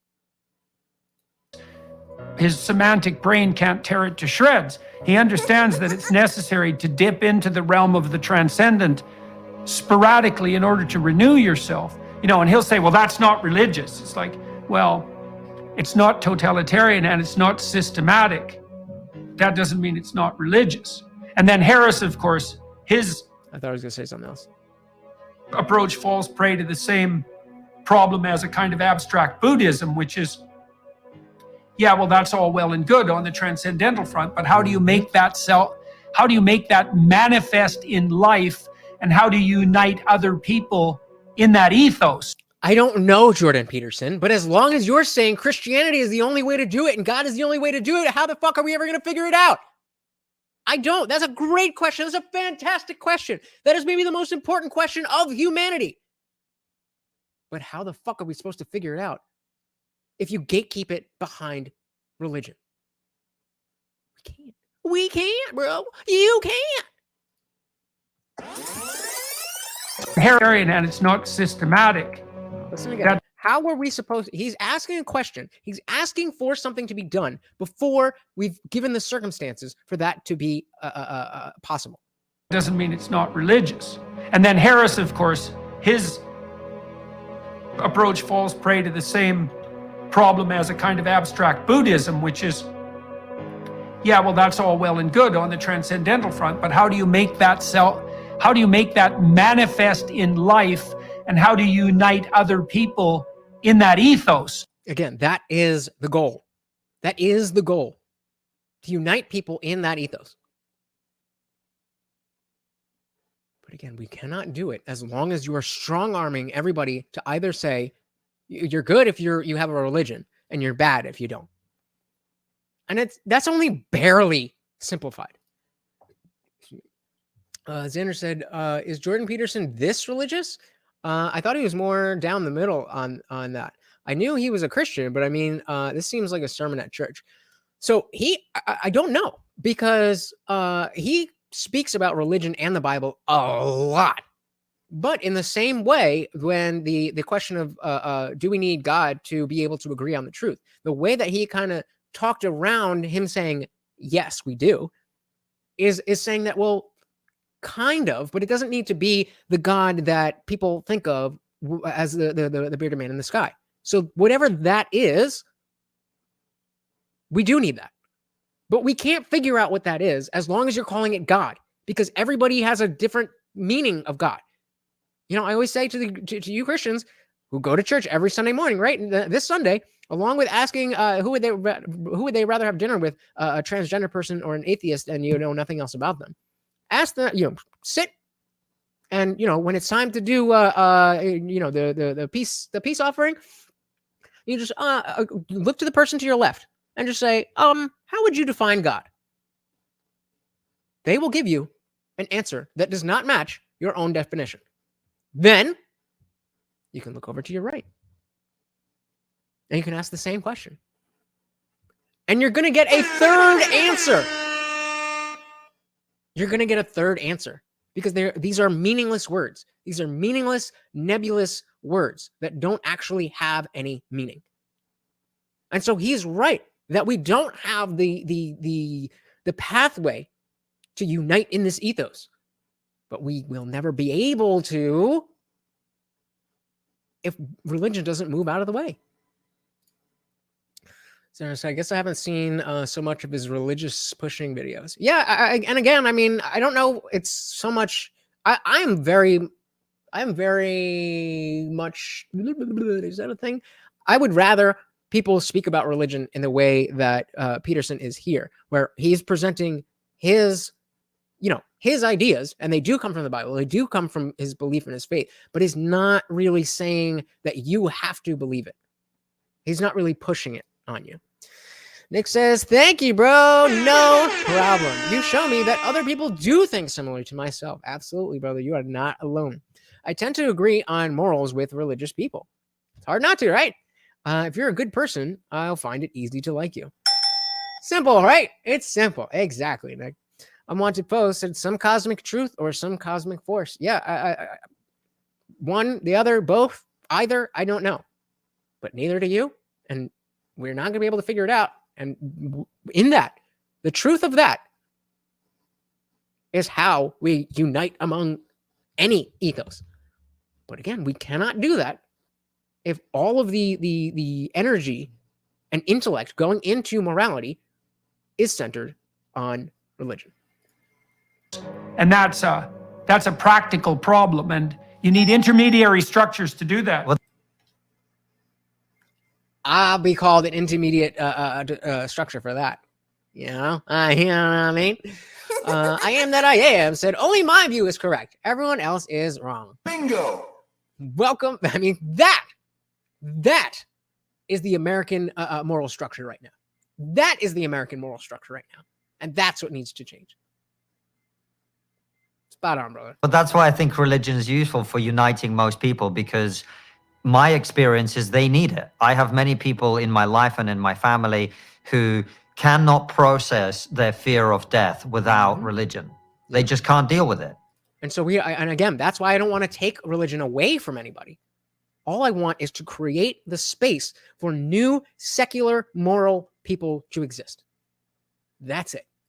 And they all mask it and they all kind of deal with it in one way or another, but it is having the sense of something above them in that particular way that gives them the comfort to live their life. And there are other people who maybe don't need it. I certainly don't. I enjoy my life. I know I'm going to die. I know that my life this is my experience. And I mean, what he is saying is true for all of us. And it's just a matter of, do you accept it or do you not? Do you pretend that reality is not what it is to make yourself feel better? Or do you just contend with reality? In my view, my life only has the meaning that I give to it. And I get to choose that. Now, that puts in question the nature of morality. I appreciate that. And for society, there has to be a structure that gives you a sense of morality. Absolutely. There has to be a structure. But that structure need not be inherent to the universe. Similarly to how if you're sitting down to play a game of chess, there has to be a structure of rules. But the rules don't have to be that white goes first. The rules don't have to be that the queen can move any numbers. But once those rules are decided, then there are objective moves. Even though we made chess up out of thin air, objectively, you can say, is this move better or is this move better?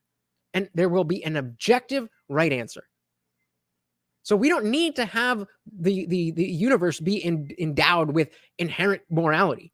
As long as we are moral people, we can establish that. And people want morality. That's why religion is so popular. But people also want truth. And it's my opinion that you can't have true morality without the truth. Which is why I say religion is useful. But for me personally, it's not. So when you say you choose it, but let's go down that road for a minute, because oh please let's go down that road, because if I could choose religion, I mean I did choose religion years and years and years and years ago, and God said no, fuck you, you don't get religion. all right, so you open yourself up to an intuition. And tell me if I've got this wrong. Of course. And the intuition makes itself manifest. And the choice is whether you accept that or not. Does that seem reasonable? Yes. Yeah, I agree. I agree with you, Xander. That's exactly why I don't want to take religion away from anybody. I just want to create the circumstances for us not to need it going forward. The same way that, alchemy is not a thing anymore, but we have science. We didn't need to like call all the people who believe in alchemy or anything in order for science to be what it is. We just needed to have a desire for the truth and a desire for an understanding. And as long as we keep with that, there's no reason to think that we wouldn't get closer and closer and closer and closer and closer to that truth. But if we say, we got the truth, it's right here, we got it. I think, maybe, no, but I believe it. I have it, but I don't know, but I have faith. Then why would you ever go past that point? Why would you ever seek any further? Xander goes on to say, it is a sad fact that for whatever reason, much of mankind needs a book to tell them not to kill. That is a very sad fact. Yeah. I think the varying degrees, Xander goes on, I think the varying degrees of intelligence across humans create a need for religion to guide the masses who need guidance. Some of us don't, but most of us do. And again, I don't think that this idea, I didn't necessarily talk too much about it in this stream, but the members will, you remember now, welcome to it. But those of you who are watch regularly will be familiar with the idea that if we can just talk about why Christian values are good without the fact that they are Christian and without any dogmatic thing, well, because God said. They are actually good values that lead to a productive and flourishing society. So why do we need the God part? Let's just start as Americans it's an American value that we respect each other. It's an American value that we respect our traditions. It's an American value that we, so on and so forth. All of the same things, except for the truth claim. That's the only part we don't need. And that's the only part that is keeping us stuck in the mud. It's the same thing that happened in the Dark Ages. I don't know why, it's some crazy idea that it's happening again now. Okay, so that doesn't mean that the source of the intuition is you precisely. It does mean that you have a relationship of choice, though. Okay. But I don't think that's any different than this covenantal idea that I described earlier. I think it's a reflection of the same. I'm not trying to reduce what you're saying to that. I'm saying aware that of that. they're... Yeah, we're having a good faith discussion. So what I don't... It sounds like they're saying, I'm kind of with you, but it sounds like Peterson is more of you guys arguing for Christianity, and I think his name's Constantine is more in the position of I am. They're having a similar discussion. I don't understand, and I'm open to be persuaded is... I said, shit, me too. Why the leap has to be made to the idea that this thing that I experience and that I have as a, let's say it's a tool, right? I can dip into this source of information that I have access to. They can give me a useful advice. How you go from that to the idea that we're all connected under this one thing, that this is a thing. That's the missing piece. That's the missing piece. Where is the connection from, okay, these are good values, and this is the truth? The fact that other people have similar experiences could also mean, like, other people have thoughts because they have brains. Okay, right? That's a great question. That's a great question. And it's the same question as, let's assume for a moment that the voice of intuition that speaks to you has a moral element. And the moral element is that it's going to shape your perceptions and your behaviors. Now, you could say that's idiosyncratic, right? That it's only unique to you. And some of that's going to be true because that's true insofar as you're really creative, let's say, or even revolutionary. But here's the rub, as far as I can tell. Here's the rub. Okay, so there's this idea that emerges in Exodus that the well-constituted polity has to have two dimensions. There has to be a vertical dimension that unites it with the transcendent. So that would be like the king's fealty to God. The idea that the king himself is subordinate to a set of transcendent principles. And so is everyone else. So that's the vertical axis. Okay, so we have like the plebs and the king and God. All right. And that would be that feeling of universality that you described, like sort of descending upon you. But then there's a horizontal axis. And the horizontal axis is something like, well, I have to conduct myself so that I can engage in repeated acts of reciprocal altruism with other people. Yes. Okay, now you need both of those. I understood all of those words, but they all went together too quickly for me to understand what exactly. Reciprocal, so that I can engage in repeated acts of reciprocal altruism. Repeated acts of reciprocal altruism. So altruism is, just doing, doing good for the sake of good. Repeated, obviously, being over and over, and reciprocal meaning that I do it for you and you do it for me. Got it. See, just gotta break it down a little bit. So that I can engage in repeated acts of reciprocal altruism with other people. Yes. Okay, now you need both of those because sometimes, you might say, well, you should get along to go along, or you should go along to get along. You should conduct yourself the way other people want you to conduct yourself. I mean, in some cases, but I think people have taken that way too far. And that's usually true, except when everyone goes crazy. Right. Based. And then you might say, well, what do you need to bind you when everyone goes crazy? And the answer is, well, you need that relationship with the vertical. And so, so see, again, he's teaching the values of the Bible. Even if you don't believe in God, which I don't, I can still understand the concept of why the God structure in his argument is relevant. And he's not telling me to believe in God. He's just saying that on this vertical axis, then you have that's like your spiritual ladder. And then that has to exist. And I mean, you could agree or disagree, but it's not saying you have to be a Christian and believe what I believe. That's what I'm trying to point out. Except the people who run the structure that connects people to the vertical often go crazy too.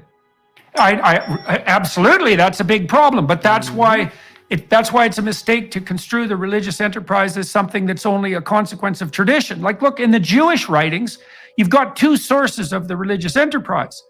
You've got the tradition, and that goes corrupt, let's say in the form of a corrupt king. But then you have the prophets.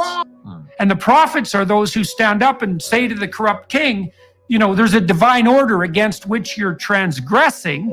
And if you don't get your act together, all hell's going to break loose, even though you're king.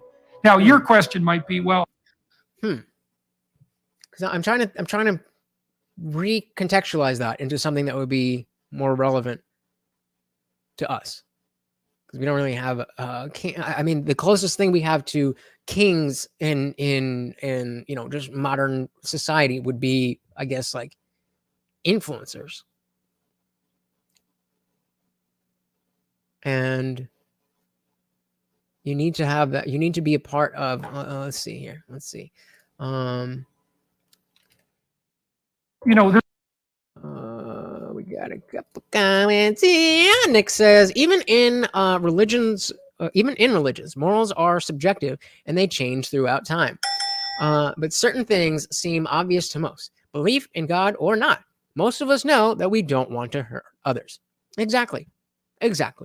You know what it is to hurt. You don't want to hurt. And so you can imagine that other people don't want to be hurt. And that it's probably going to go well for you in not getting hurt if you don't hurt other people. No God necessary. Shout out to the Magna Carta. Fair enough. What was I saying? Oh, yeah. Okay, I want to run this. There's a divine order against which you're transgressing. Okay, so the divine order which you're transgressing basically is just, hey, these are the morals that we have agreed upon. Whether it's because of God or whether it's because scientifically we see it's going to help society flourish. Either way, these are the rules. Just like with chess, these are the rules. And if you move your king 2 spots, you are transgressing. And if everybody's just going to make up whatever rules they want for their pieces, then what fun is chess? And if you don't get your act together, all hell's going to break loose, even though you're king. Now, your question might be, well, how do we tell the false prophets from the true prophets? And that's, well, skepticism, knowledge, evidence, rationality, logic, not blind faith. and the answer to that is by their fruits you will know them. That's one answer to that. That's a non-answer to that. How do we know? Oh, you'll know. What? No. How will we know? Oh, you'll know. I mean, if you say so. I don't know, but you said I would know. That's a non-answer. Okay. But it does reflect this underlying problem. But you've already said in yourself, you know, you're leery to accept divine revelation in the form of a handed down tradition. Bingo. Right? And that does make you a Protestant in the most fundamental sense. But you also do note that you have access to something like the pool of intuition, let's put it that way, that can tap you right. I would say that to the degree that that intuition is a reliable source, it's also going to be structured so that it facilitates your ongoing interactions with other people in the best possible manner. And that is probably the biggest thing that is missing from non-religious structure. That American identity does not have something that brings us together to be with each other, to talk about the values. I mean, you know, the American flag itself has now become a team mascot. We need to have this non-religious, non-gender, whatever, space for everybody to exist together. And if you want to believe that a man can transform into a female, then you can believe that. But that doesn't belong in the American stuff. Just like my favorite metal band is August Burns Red. Your favorite band does not need to be August Burns Red in order for us to have a flourishing society. Nothing about the way you behave, which is a Christian band, by the way. Nothing about how you behave will change based on whether or not you like this band. As long as the structures we have in place give us the tools that we need for society to flourish. That it facilitates your ongoing interactions with other people in the best possible manner. Mm-hmm. So it's not purely idiosyncratic, right? It's subject to its own logos, its own internal logic. Yep. It may be upon occasion that internal voice will do what Socrates did, Socrates' voice, which is to say, you have to offer yourself up as sacrificial victim to the mob.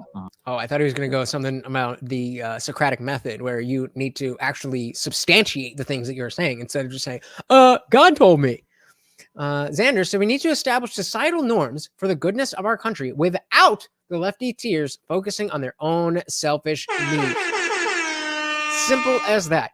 And the fact of the matter is, the lefty tiers are not nearly as plentiful as we think. It's just everybody is too afraid to speak up. Everybody just assumes that nobody thinks like them, and let me just shut up and hope it will go away. Oh, I need a good one for this. We are Wild Stallions! Amazing movie. Both of them. I like the second one better. The one where like the first one where they go through the history one, that's all right. But I like the second one with the robot and the two. What are the two things that go into one? You know what I mean. Shout out to Bill and Ted. What the hell did I just do? Oh, okay. I guess you can hit the space bar for that.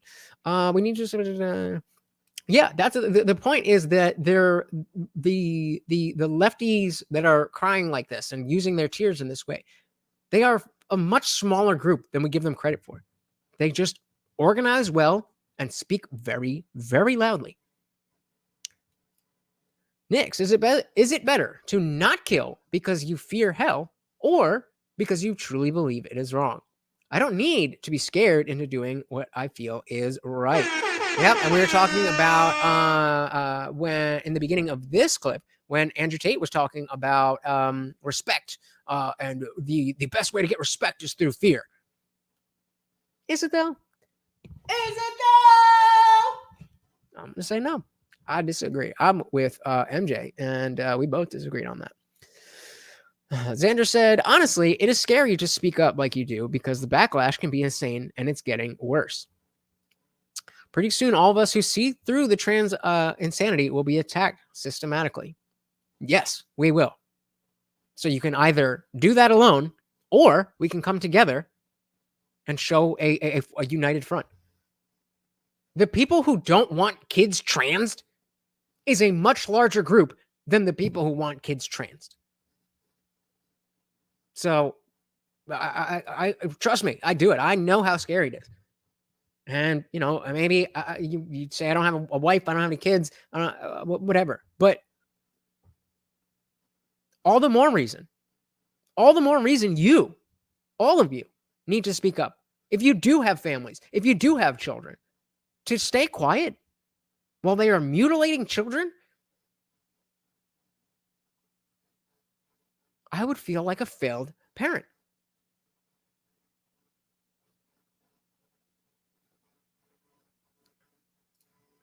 And Xander said, I say that as a member of the Alphabet Mafia. Oh my goodness, your kind's not welcome here. Just kidding. I say that as a member of the Alphabet Mafia. They latched on to the LGB the same way the pedos have done so. Yeah, I mean, I just did a stream. You know, what did you? What was the? So you said pretty soon all of us who see this will or no, you were saying to speak up is scary and it's getting worse. I don't know if that's true. I just did a stream on how I think. So I guess are you saying you are gay? Because there was a bunch of I just collected a bunch of TikToks of, again, normal gay people who are not part of, you know, pushing the ideology. You're like, yo, you're giving us all a bad name. Can you chill the fuck out, please? I just wanted to get married and live my life. What is all this bullshit with kids? And a lot of people, starting with the Bud Light thing, are starting to say, I think maybe this has gone too far. I think maybe it's time for me to stand up and say something, even though that time was years ago. Shout out to Nick. Xander, you make a good point about the scary to speak up. Backlash can come from directions you aren't even expecting. Facts. Xander said, laugh my ass off, gay, young, conservative unicorn here. Yep. Well, I mean, the atheist unicorn and the gay unicorn, not too much difference in terms of how we fit in, right? Let's just say, Xander goes on to say, let's just say, if I say we need to promote males and females to getting married so we can have strong families, I'd get crucified. Damn, bro. Well, you need some new friends. And I think our group here is a perfect group for you. Because there is nothing that you could say that you truly believe that would get you automatically crucified. Now, if you said something like, all straight people should be deleted, then I might have something to say, but I certainly wouldn't say like, oh, you can't be friends with me anymore. How dare you? That's just not how we operate. And that's not how most people want to operate. But again, this small but very loud minority has created these circumstances where everybody feels like they are alone, even though most people feel the same way about it. Nick said, I agree. I would rather be respected because I have earned it. It's not true respect if it comes from fear. I mean, I can nitpick, but because respect is respect. But is it? There's just a different level of respect that comes from love and adoration than what comes from fear. You know, it's just a little different. You have to offer yourself up as sacrificial victim to the mob, right? And God help us from that eventuality. But that may happen upon occasion, but it's still the case that if that voice of intuition is deep when it rises within you, it's going to rise up within you in a manner that facilitates your integration with the social community and the social community's improvement. So all the things that I'm talking about, would that facilitate improvement in ourselves and in our societies? I think so. I could be wrong. I've been wrong many times before, and I'm sure I'll be wrong many times again. But on this, I think I've got the answer. Get rid of dogmatic thinking. Point out semantic obfuscation. Say what you mean what you say. That's all that has to be done. At least you better hope that that's the case. Right. I think But that all those things are to my benefit, and also even the Socrates example. I mean, I think you and I both, you to a much greater extent, have offered ourselves up as sacrificial Exactly, for the Xander. purposes of combating this bad religion that we talked about earlier. But even that, to me, just seems. You're spot on. You're spot on. That is exactly how they're winning the game. And that is what, that when I say semantic obfuscation, that's exactly what I mean. That's exactly what I mean. And, you know, the whole atheist thing, that is a result of that. That most people don't think, or let's say that too many people think that being an atheist means that you affirmatively believe that no God exists. That's an issue with people using the word incorrectly. In the same way that people are using the word man and woman and gender and social construct. All of these words are being used in a way to skew and twist a reality so that their reality, my truth, can work. It can't. It's not real. Oh yeah, you're spot on. I'm gonna let these roll. You are spot on. Most people are dumb. Say that from a place of love. There's too many people falling for it, like gender affirming care. My truth, my reality is that like I'm 7 feet tall and super buff and like I have 1 million subscribers. That's my truth. What? Stupid. That it's easier to explain with something as simple as principles that have been inculcated in me by my life experience and by family. So as someone who's descended from Soviet dissidents who spent plenty of time in the gulag, I'm not prepared to say that a male teacher who has gigantic breasts is a woman because I said shit. Me too. Unwanted Poe said fear versus love. Might want to reread The Prince by Machiavelli. However, that is at a level of king to peasant rather than peer to peer. That's where Tate that's where Tate conflated his fear argument. Spot on. Spot on. Good call. Yeah, we need a safe space because actually outside of the safe space, then I'm gonna have emotional trauma, and then I'm gonna need I don't know where that was going. Just Steel Seas said, I don't understand why the left is accusing people of being transphobic just for saying, just keep it away from the kids. I know for a fact that most people just want this shit out of schools.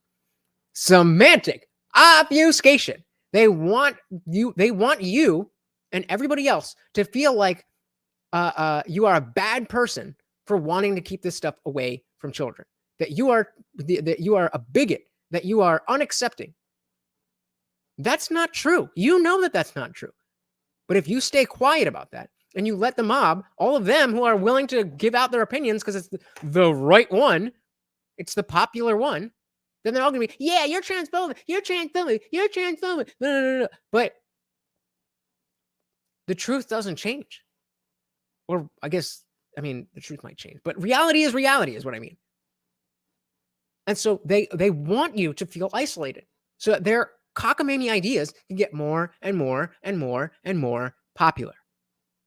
It is completely deliberate. That is exactly what they want from you, to feel alone, afraid, and guilty. Hey teacher, leave them kids alone. Shout out to Pink Floyd. Xander said it's because the trans agenda is just a pit stop on the road to child autonomy. I like that phrasing. People think the trans agenda is what the elite want. No. What the elite want is children to be free range. How You already know what a map means. You already know what NAMBLA is. This isn't new. And I mean, who was talking about what the elites do when it comes to supernatural stuff? I mean, they want that too. That doesn't mean it's good or right or anything like that. Sanders says, once you can convince a country to let their children choose their gender, you can let them choose when to consent to anything. And of course, again, we are talking about people wanting to have sex and call it consensual with your children without you knowing. They want that to be legal and accepted. Not just legal and accepted. Shout out to Pink Floyd. Xander said pedo acceptance is the long-term game they are playing. Bingo! Spot on, brother. Spot on. You got it. To say that a male teacher who has gigantic breasts is a woman, because the concept of truth that is more valuable to me than my reputation or career and whatever else, right? So again, I don't know that the inclusion of the divine is necessary for those things to be explained. Okay, great. Okay, so I think there's a technical answer to that question too. So there's a scene in the Gospels where, the Pharisees and the notice again, he's talking about the Bible, the Gospel. How does he always do this? Morty, they're not whatever. He's talking about the Bible and the Scripture and all that stuff again. But I'm going to guess at no point is he going to say you have to believe this in order to be a good person or anything like that. scribes. So they're the woke bureaucrats, really, in many ways. They're trying to trap Christ all the time because they think he's dangerous and they'd like to nail him for heresy. And so they get a lawyer to come up to him and say, Master, which you say you abide by the commandments. Which of them is the greatest? And here's the trick. The trick is, well, no matter what Christ says, they're going to nail him, because if he makes any one commandment superordinate to the others, then he denigrates the others, and we're going to nail him. And they can go after him on that front. So they really put him on the spot. And he says something that refers back to this principle of Mount Sinai, this idea of a horizontal and a vertical axis, right? And he says, you should love God with all your heart and with all your mind, and you should love other people as you love yourself. And so, and then he says, and that's the meta principle upon which all the commandments rest. And so it's an amazing sleight of hand, because he answers the question, but he doesn't allow himself to be trapped. And what he says is, and this is akin to what you just laid out. You said, well, I don't need faith in a religious structure because I can abide by these principles. Exactly. Steel Seas says, bro, I would have never thought when I went to school that they would be allowing men and women's sports, men in women's sports, and allow them to go in women's bathroom. I got in trouble, says CLC, for getting caught in the lockers room in high school.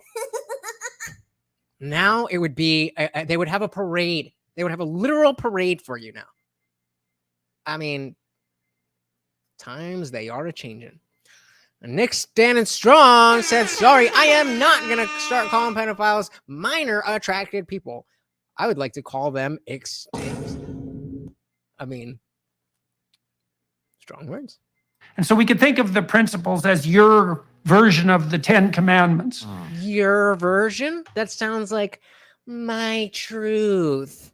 Maybe there's 20 of them. I don't know how many there are, and they're derived from your own experience, and I think, and the experience of your family. But then you might think, let's assume for a moment that all those principles are good. And so we're assuming that there's a commonality across the principles, and that commonality is that which allows them to be categorized as good. Okay. And then the question would be, well, what's the underlying meta principle that unites them as good? And that's exactly the question that Christ is trying to answer. So he says, well, you want to be oriented towards the highest good, conceivable. You want to be open to that. Right. And so that would be something like making the decision in your life that you are going to strive towards whatever was good. See, again, he's saying strive towards whatever is good. Instead of saying strive towards God's will, to strive towards anything like that. What is good? That speaks to so many more people. It spreads the same exact message, but it reaches so many more people. Whatever that is, right? Just to make that the initial proposition. And then you were going to treat other people as if they were as valuable as you are, and vice versa. And that's the underlying two dimensions of the principle that gives rise to, let's say, all necessary commandments. Necessary commitments. Sanders says what's crazy is in the years to come, we will start seeing human-animal surgical hybrids. Technology has enabled these body modification surgeries, and they aren't going to stop in male and female. Bitches are about to have surgical whiskers in 2030. Let's go! What is the cat self shit? I mean, hopefully, the metaverse becomes a thing before then, and the people who are going to get surgical whiskers are just going to buy, a skin on Meta, and they can, hi, I'm whatever. This is me. This is the real me. Hopefully, but yeah, they absolutely will. They will pass it. They already are. Yeah, they already are. And I mean, the story about the middle school that had to put a litter box in the bathroom, that was fake, but seems real, seems reasonable. We're getting there. We're going there. We already have dragon and dragon self and orc self. I mean, people are just going with it. People are creative. You give them a reason and the avenue, and they'll take it as far and wide as they can. And then I would say that the spirit that puts God above all else, puts the divine above all else, and that unites us with other people, that is what the monotheistic tendency tilts towards portraying psychologically. It's an attempt to flesh out what that is. That's how it looks to me. Fair enough. So, the question is, I think, Constantine, the question is pretty simple. If your principles are coherent, then there's a meta principle that unites them. And then the fundamental religious question would be, well, what is that meta principle, and how do you conduct yourself in relationship to it? That makes sense, which is why I said it puts in question the very nature of morality and where it comes from. I understand that. Exactly. It puts into question, where does morality even come from? And so if that's in question, then certainly, we can't also have the answer. It is not in question if we have the answer. That cannot be.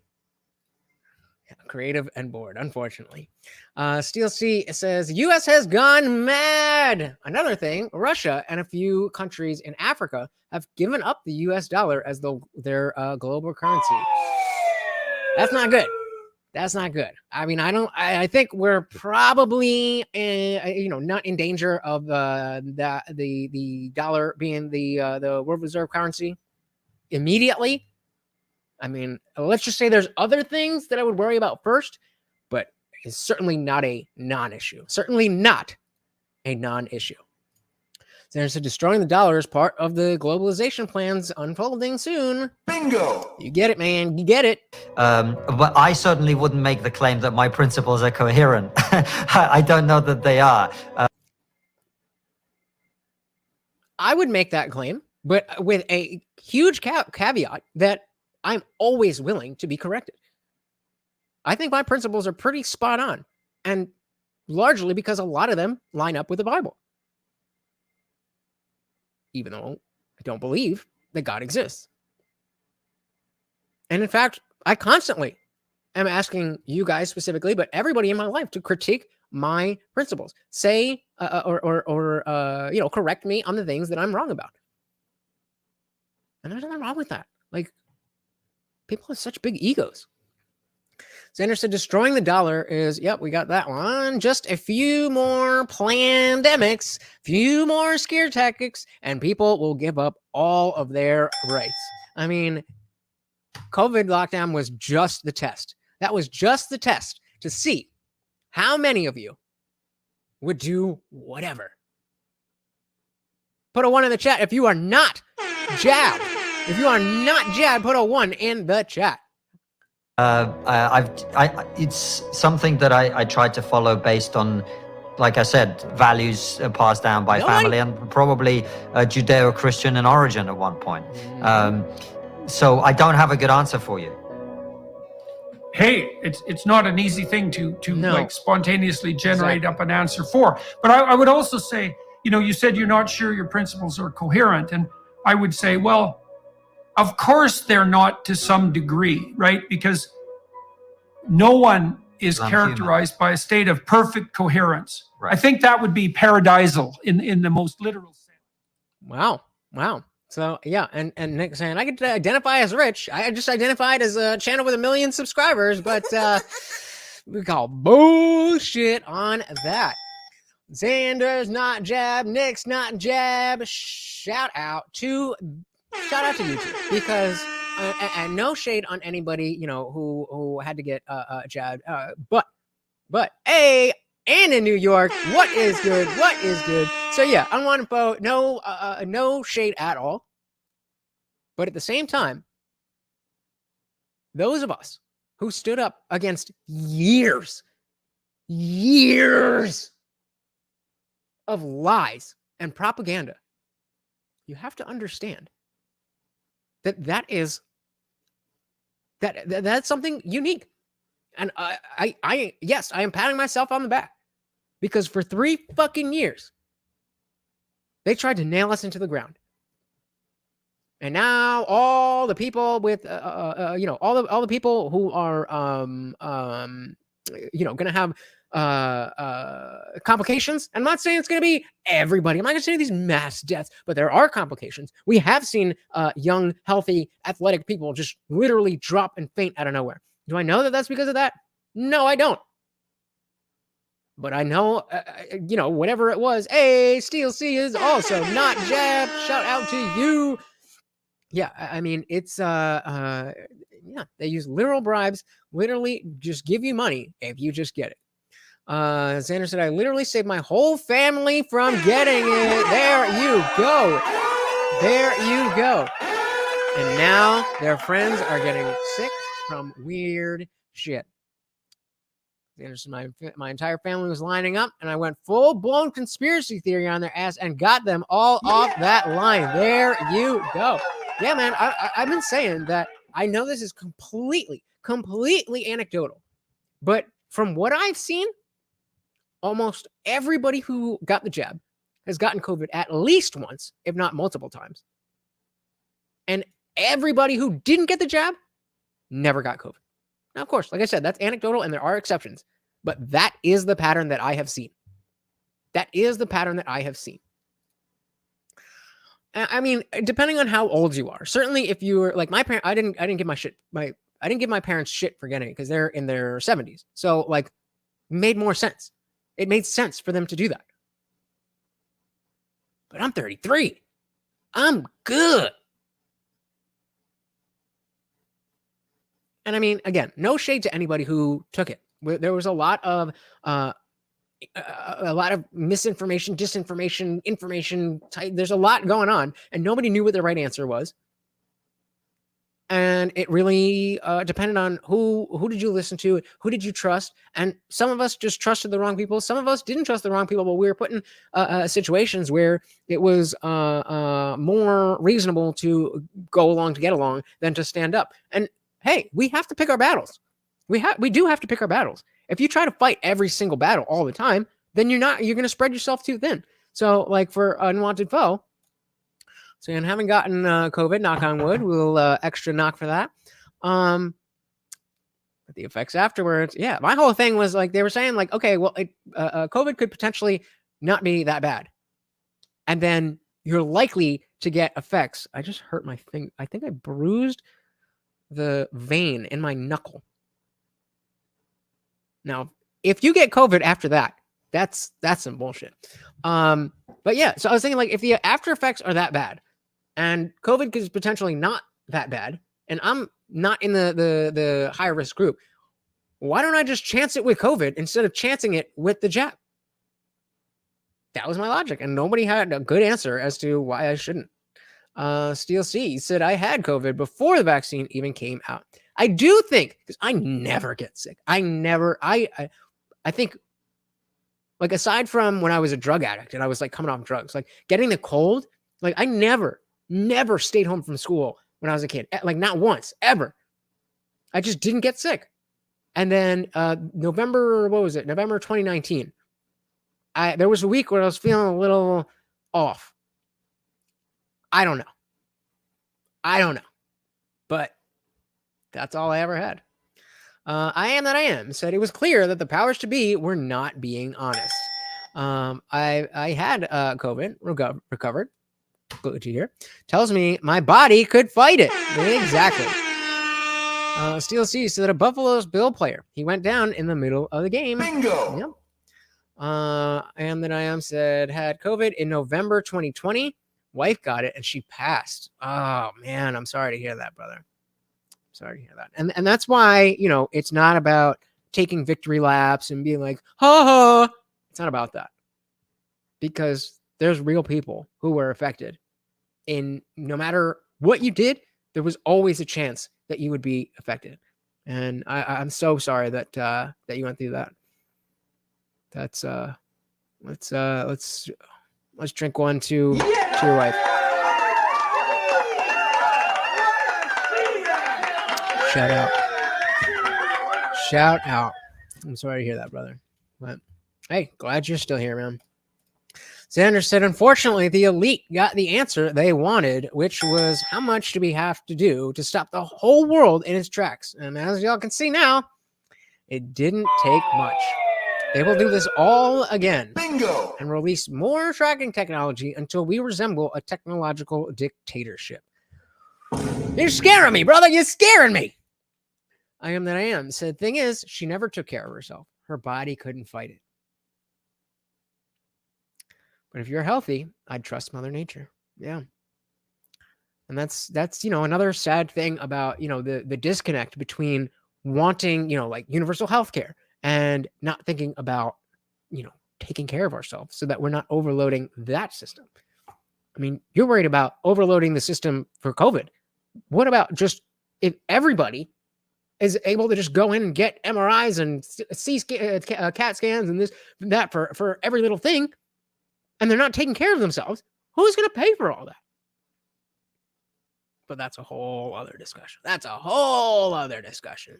Let's finish up with Xander Crew here. So the reality is most Americans are not healthy. So a ramped up flu can do damage that it shouldn't.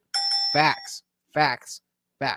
And we got one more from Nick before we head over to the Indian Jesus Discord server. Nick says, I am that I am. I'm so sorry to hear that, bro. I hope you are doing well as can be expected. Send you my deepest condolences. And I think that is a good note to end on. We will keep her in our thoughts. And I mean, as much as all of this stuff was centered around, what we believe and what we don't believe, and how that played into whether or not you were going to get the jab. At the end of the day, we don't have all of the answers. We just don't have all of the answers. And we may never have all the answers, but we have to keep looking for the answers. We can't just stop and say, well, we got it all figured out, so we're good. So with that, guys, I hope you learned something. I hope you had a good time. One more time, this is Morty, and I have been your host, Lutch, a.k.a. the Indian Jesus. I want to give a big shout out to everybody who contributed. Shout out to Unwanted Foe. Shout out to Xander Crew. And shout out to the sponsor of the stream, Mark Peterson. Thank you guys so much. I really do appreciate you guys to no no end. Even if you cannot support you just by being here, hanging out with me, having the conversation and making me think. That is really what this is all about. And you guys have done it. So money or no money, thank you so much. Hope you guys had this one was heavy. This one was heavy, but I hope you guys enjoyed it. I hope you had fun. Once again, this is Morty.